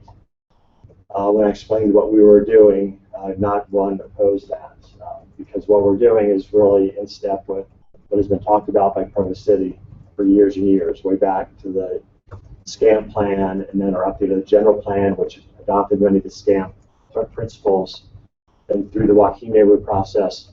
No one opposed that. I got a few more phone calls from property owners after I went to Planning Commission, and again when we explained what was happening, no opposition. This development has been built. This is called the Isles. This one is still vacant. So that is a PRO zone that allows for high-density student housing. As I compared the two zones, this zone with our campus mixed-use zone, they're very similar in terms of building height, building density, setbacks. They're very similar zones, but I think the campus mixed-use zone gives us the leg up in that I like the design guidelines that go along with our multifamily housing that isn't part of that PRO zone. So I think we actually have a little bit more architectural control under the campus mixed-use zone than we have under this PRO zone that is on our books now. This is Campus Plaza, which is built and exists as a mixed-use development. This is a project that's under construction right now. We windowed around these public facility zones because in consultation with BYU's representative, Steve Sandberg, he and I are working on the BYU zone right now. It made more sense to us to leave these PF and then just rezone these to the BYU zone when we bring that zone in, rather than zone this to campus mixed use now and then rezone it again months or a year from now when we have that zone ready for adoption. These are existing commercial areas. That's Brick Oven here in this area. Again, small commercial area that are windowed around. I asked, just my personal curiosity, why not include mixed use? In this case, Brick Oven, we actually got a development proposal on that one several months ago that caused us some real concerns. It proposed wrapping student housing around the existing restaurant in a way that caused us concerns and also caused a lot of concerns to the BYU Housing Office. Because of those concerns, we didn't want to zone this that way and take away that step of that zoning review that you would have a chance to see. City Council would have a chance to see. Can you tell me where 9th East is on the right-hand side? That's 9th East? Yes. So public facility, that zone starts at 20 feet, and then it goes up to how far? Up to 900? Yes, that's not. No, well, the blue part. No, this is RC. This is residential conservation. Yes. Oh, okay. So this zone is just the red. Right. The maroon outline. Okay. That's right. So the RC zoning, remember, was adopted in 2002 to kind of freeze in place what was on the ground at that time. Is that public facility, the transfer station there, is that up on 9th East, is that the, by the Canyon Terrace, not Canyon, Campus Plaza? This one? Yes. I can't remember what that is. Do you remember what that is? Substation. Oh, that's our substation. Yeah.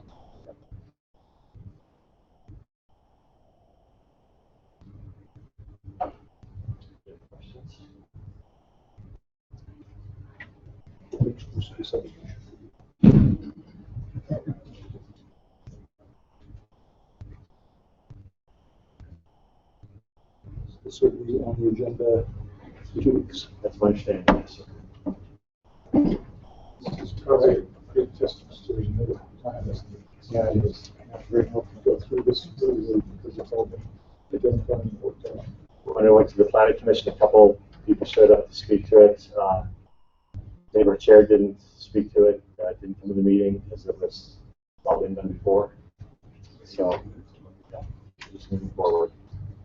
Great. Well, thank you, Bill. We'll launch for this then on the next council agenda in 2 weeks. Are you doing the next one as well? No, Aaron Ardmore is here to do that. Oh, Aaron. There's Aaron.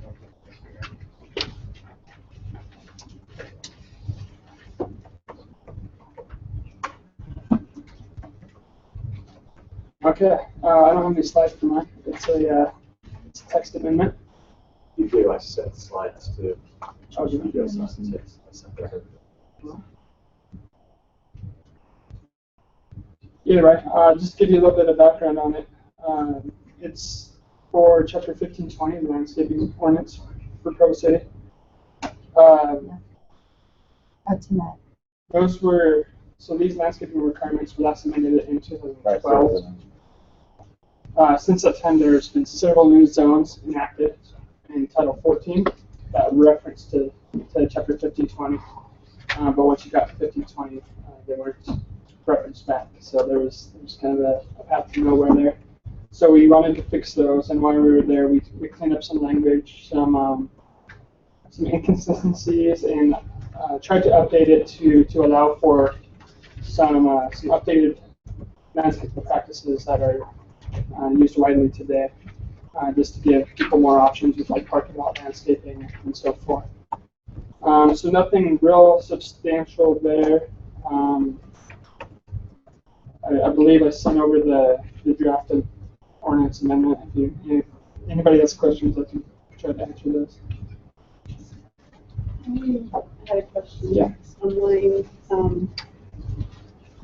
244, where it says the airport director and community development director can jointly agree to approve any modification to this chapter. Right. Can you explain that statement? That was language that was already in there. We just changed where it was. So in that supplemental landscaping requirements by zone, we didn't change that for that reference to the PF zone and all those. We just added the new healthcare facilities and training facility zones in there. That subset of the airport director and community development director was already in there. So I can't really speak to that. It wasn't the original idea that we came up with. It was already in the code.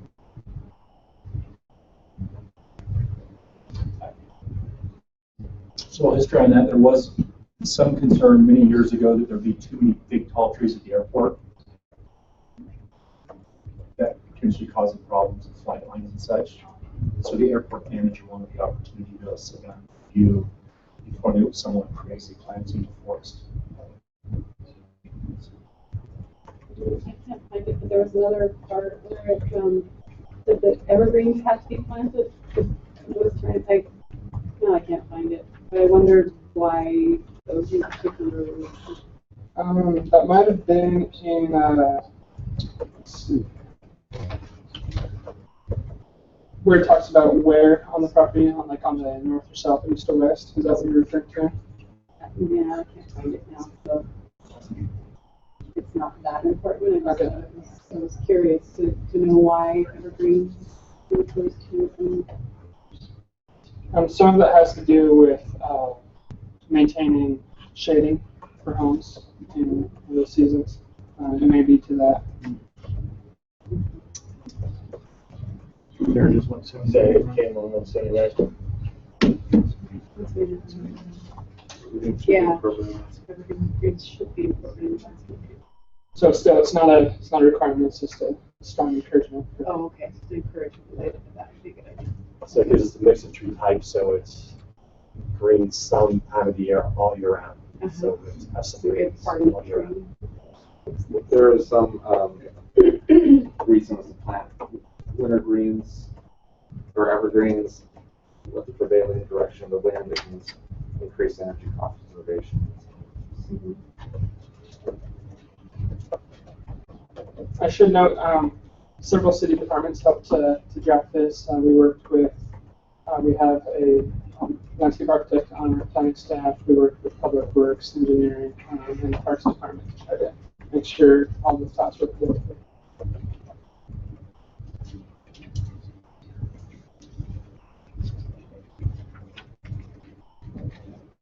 All right, are there any other questions on this one?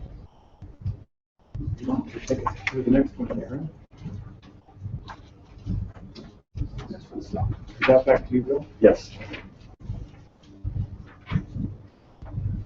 So this is a code amendment application that was filed by Tim Bruff, neighborhood chair, Spring Creek, that would amend the PIC zones. Although the amendment would be in the PIC zones that would affect all PIC zones in the city, there's really only one PIC zone that is adjacent to residential. And that's the one in Bruff's neighborhood.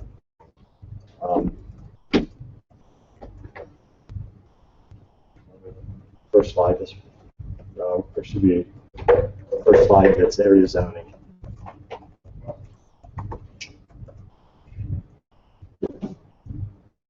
Yeah, there we go.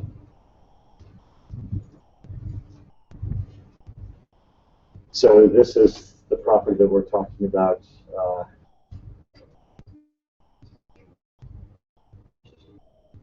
Right now, this is this neighborhood that we're talking about, Tim Bruff's neighborhood, Spring Creek, and Mountain Vista Lane comes right down the middle of this. This PIC zone has this long arm of property here where several Bevitech buildings are, and other industrial uses towards the north end. But you can see that it's a huge zone extending to the south, and the neighbors have generally agreed that as you move away from this boundary line or away from this boundary line, they're really not concerned about building height as you move away from this. So the amendment would require the same 2-to-1 setback that is required in the public facility zone. But in the public facility zone and in the PIC zone, you can ask for a conditional use permit to go above that height. Conditional use permits, there's a presumption for granting approval on those. It's difficult for the city not to grant approval on a conditional use permit. Because of that ability to ask for a conditional use permit and exceed the height requirements of the zone, the PIC zone, that's 55 feet. The neighborhood felt like it would be helpful and useful not to allow that conditional use opportunity to exceed that building height. That's why the amendment was written the way it was. Go to the next slide.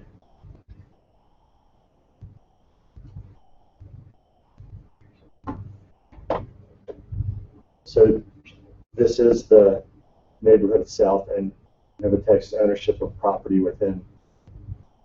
And I made this map because I've been hearing for years that Novotech has bought several homes, and I never understood exactly which ones they own. So you can see the ones they own and the ones that are left in private ownership. The site plan for the next building is right here in this area. The closest house to that would be this one at 149 feet away from the property line.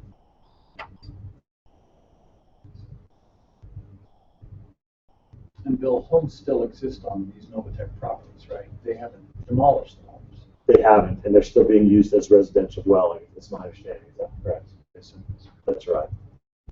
They have redevelopment plans eventually, in the future, but those all still exist as homes. Does this change to the next slide?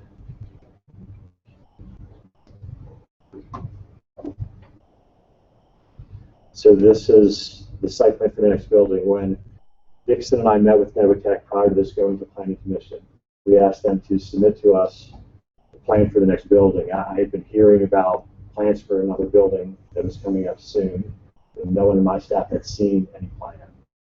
So we asked them to submit what they intended to build. So this is what came in,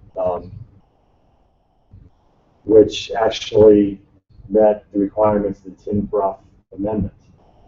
What they showed us has the 2-to-1 setback. The height of the building is 29 feet, and the setback is 56. So 27 feet. So it met that requirement. Based on receiving a site plan that met the Brough Amendment, the proposed language, staff recommended approval on the language because there really was no basis for us to not recommend approval. So that's kind of how that went. So when did this one come in? This is recent? This hasn't been submitted to the city for a building permit. Before the staff report was written for the Planning Commission, we wanted to see plans for the next building so we could actually quantify what is it you want to build and what would this amendment do to you if it was enacted. We're trying to actually be able to measure that. So I was expecting to get something that was closer and higher and more consistent with the current PIC zone. But what we received was a plan that was consistent with the additional setback and height restriction of the Brough Amendment. Has Mr. Brough seen this? Yes. Yeah, this was shown at Planning Commission and then it was sought at that point. So this wasn't a formal application to the city. This was a plan that we asked for to see where they were headed. Bill? Yes. The current PIC is the reverse, right? It's 1 to 2. Yes, the current zone allows for 55 feet plus additional height with a conditional use permit. The supplemental regulations, there's a section of supplemental regs that says if you're a commercial use or industrial use next to a industrial residential property, you have some additional things to take into consideration. And that's where that 1 to 2, not 2 to 1. That's where the 1 to 2 requirement comes in. 1 foot of setback for every 2 foot of building height. The public facility zone said 2 foot of setback for every 1 foot of building height. It was reversed. So that's what we adopted as part of the Brough Amendment. For the amendment. So basically, there are two things. It would be the setback, distance, and height, plus the conditional use not being able to use that. Right. That's right. So Bill, we're going to come subsequently with a different plan. The amendment would require setback according to the proposed height. That's right. Yes. If we can go to the next. Let's jump past elevations. Let's go ahead down to. During the discussion of the building height situation with the Missionary Training Center, you all remember well, there were some questions asked by council members about when that was written, why wasn't there more of an analysis done to what building height could do properties with just a 2-to-1 setback. And so we just tried to create some images that would illustrate that. Now, no one has suggested this. Nevertech has not suggested this. This is for illustrative purposes only to show what you could do under the regulations as they exist now.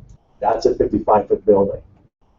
That's that closest house at 149 feet that I was showing you. That's a conditional use permit of the building height they could have based on their setback of that plan I just showed you, that 56-foot setback. that's what you could have. Okay.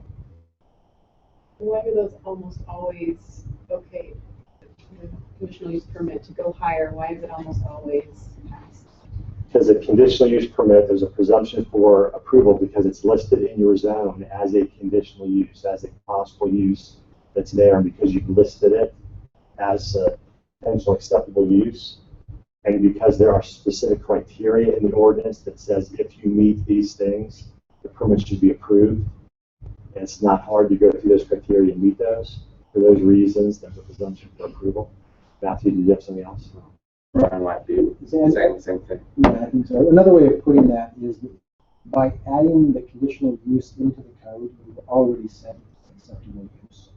And the only decision that goes to the staff regarding that is whether or not there are safety reasons that it can't be approved. The language is if there's that the project causes detriment to people or property within the vicinity. So you have to demonstrate a detriment that cannot be mitigated through conditions. And as a provision of both state and state law, the detriment cannot be harm to your property. It can be something like that. It has to be almost physical, literal detriment. The other reason why they're generally approved is because they're not adjacent to residential zones. If they're part of a commercial zone and surrounded by commercial businesses. This is the only one in our city that's next to residential, so it's. Yep. That's all I have in the way of presentation. I'd be happy to answer any questions you have. I'd be interested in why this is the only one, the history a little bit behind that. I've gone back and tried to research the zone map, so I haven't been able to verify through the zone map. So what I'm going to tell you is coming from staff who was here at the time, which is late 1970s, that the industrial zone was there first, and the residential subdivision, residential zoning was given subsequent to that. Because of a use that was going to go into the area, remember this takes a use that's going to go in the area that was supposed to be complementary to the single family house. Back in the billings in the hydrogen energy cars. And so the residential was there basically conceived and built to complement. Is that what? Yes. Okay. Yeah, normally you wouldn't suggest it's a good idea to put single family residential right next to an industrial area like this, but this was an anomaly. Wondering if it might be appropriate to have Dixon come down. Mr. Hall, can I share what his thoughts would be? Actually, I'll just speak on behalf of economic development, if that's okay. So at the Planning Commission, because all the departments have to play in the same sandbox, I stood up and shared an economic development perspective of just a cautionary note that whenever you put a restriction on a commercial zone, it does send a bit of a chilling effect and a challenge for business who is trying to take care of what they do, and that's being in business. If you look in the general plan, there's provisions that say protect neighborhoods, and you'll find provisions that say let business thrive. And those are not competing, but they can be complementary. And so when you have setbacks for landscaping and things like that, it was my opinion from economic development that a 2-to-1 ratio was too burdensome or increased the setback too much. And that was the purpose of the cautionary note to the Planning Commission. Admittedly, Novotech did submit a plan that complied with the ordinance as a concept, saying, yeah, this is something that we could do, but they would also like to keep their options open. Since that time, I've had the opportunity to sit down with Planning and Zoning and Community Development and with Tim Bruff and to ask and say, is there any kind of a compromise that might be reached? And talk with Novotech to see if there was something that would be amenable to them. Novotech right now is looking at a lot of things in their future, both development to the south and what they currently own. And in talking with Gary McGinn, he suggested, well, what if the ordinance were passed as submitted by the Planning Commission, maybe put in a 6-month sunset clause that would say this would expire. And at that time, if other businesses, because Novatech, again, is not the only business in the area, but they are fairly active, but there's 3 or 4 other businesses, that if they could come to some mutual agreement on maybe some setback that was maybe more amenable to the business, but still provide protection to the neighborhood, that amendment could come forward. If there was no agreement, the sunset clause comes off, and the ordinance as it's submitted today would just stay in effect. That way it kind of gives this 6 months or a time period that businesses such as Novatech could meet with the neighborhood and see if they could say, this is what we would like to do. And meeting with Mr. Bruff, who is not here today, their biggest concern was the height of the building or potential building. Tim didn't indicate that there was any concern with the height of the existing buildings, but it was this future building. And at one time, I don't know if as far as the council, but the planning commission did hear a request for a 70-foot high building. Under the current or the proposed amendment, that would require a setback of 140 feet. Under the current ordinance, that would require a setback of 35 feet. Novatech more than likely does not have any intentions of doing a building 70 feet high. If they were to do, and I use the word if, because they may not do anything in this area, they may do something south. But again, because they don't know and they're kind of in this time period of trying to make some decisions, they'd like to preserve that opportunity. And talking with Novatech, if the 6-month sunset clause were added to the existing proposed language, they would be comfortable with that. And in talking with community development, again, as proposed by them, that they felt that that would be a reasonable time period for the neighborhood and the businesses in that area to sit down and see if they could hammer something out. Again, if they cannot, after 6 months, the clause comes off and the new provision would be in effect. So that's that, which I was even a better compromise than what I was trying to come up with. I present that to you if you have any questions. As I know, as we dealt with the NTC issues, would this be under something with the pending legislation?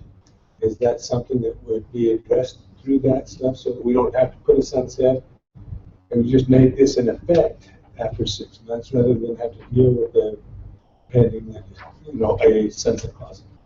Well, if we wrote that language onto this amendment,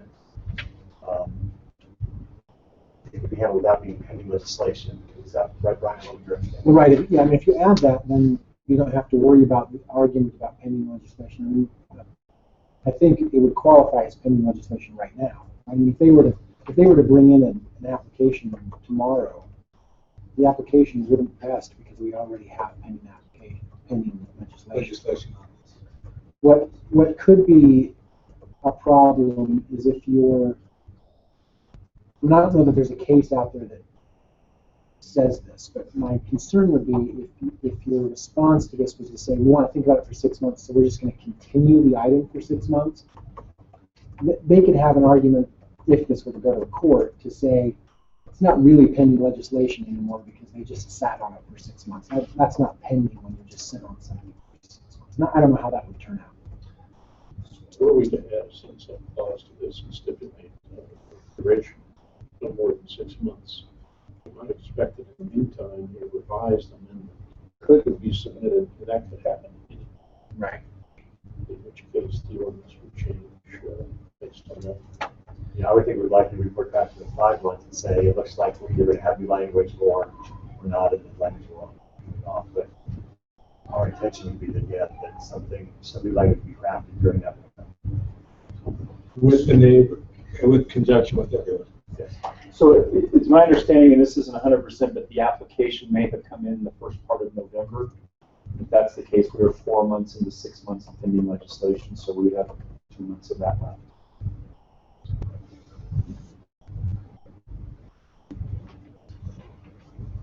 All right, thank you, Dixon, and thank you, Bill, for your work on that and explanation.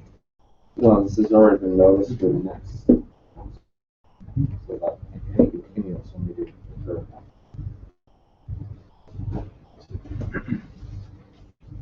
All right. Should we add sunset? Should we add sunset language to that amendment to bring that more to you? Or do you want to give us to see that direction in the next meeting? Yeah, Yeah, I think you should close numbers. If we're going to add the sunset language, could you explain that one more time? I don't think I understood the legal effect. I think the idea, if I understood it, because I was working on our annexation agreement when we started, so I think the intent is that there'll be a provision in the ordinance that says this provision will expire in 6 months, at which point someone could submit an application and obtain vested rights, unless some action is taken during that 6-month period to either replace the ordinance with something else or to extend it beyond that period. Right? But go ahead and adopt the proposed language that allows for the protection for the next 6 months. Right. So at least you'll protect it immediately. So in some ways it's similar. We've done this once before. We did it with the second vice chair ordinance, where we said the ordinance that authorizes there to be a second vice chair lasts for 1 year and then automatically expires and goes away unless specific action is taken otherwise. So the code amendment will go in place if it's voted on for 6 months. Forever. And then in 6 months, it can be changed if there's some kind of agreement that's reached. All right. Great. Thank you. And Matt, why did you? I'm sorry. Why did you recommend it? No, I misunderstood what was being said. Personally, I appreciate seeing what it would look like. That in there, because we know that the amendment otherwise. We got to do it.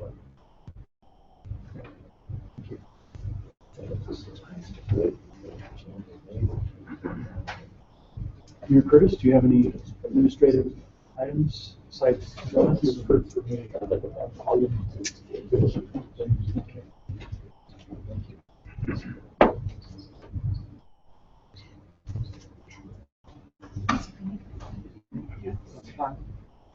So, I turn the time to, okay, so I'll turn the time to, turn the time to Mr. Brian Jones. Yes, thank you, Mr. Chair and council members. There has been a request from the administration to have a closed session at this time. The purpose of which is to discuss the acquisition by the city of property needed for certain infrastructure. And since acquisition of property is one of the purposes approved in the statute for a closed meeting, that would be appropriate.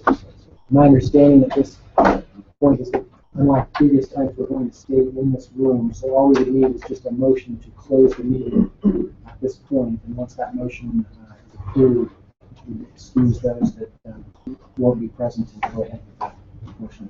Is there a motion to close the meeting? Yes, thank you. A second. Thank you, Ms. Santiago. Those in favor? So I just need to change it. Okay. Ms. Jorgensen needs a So you could all. restart that. Okay. I'm recording, so if you want to get it through.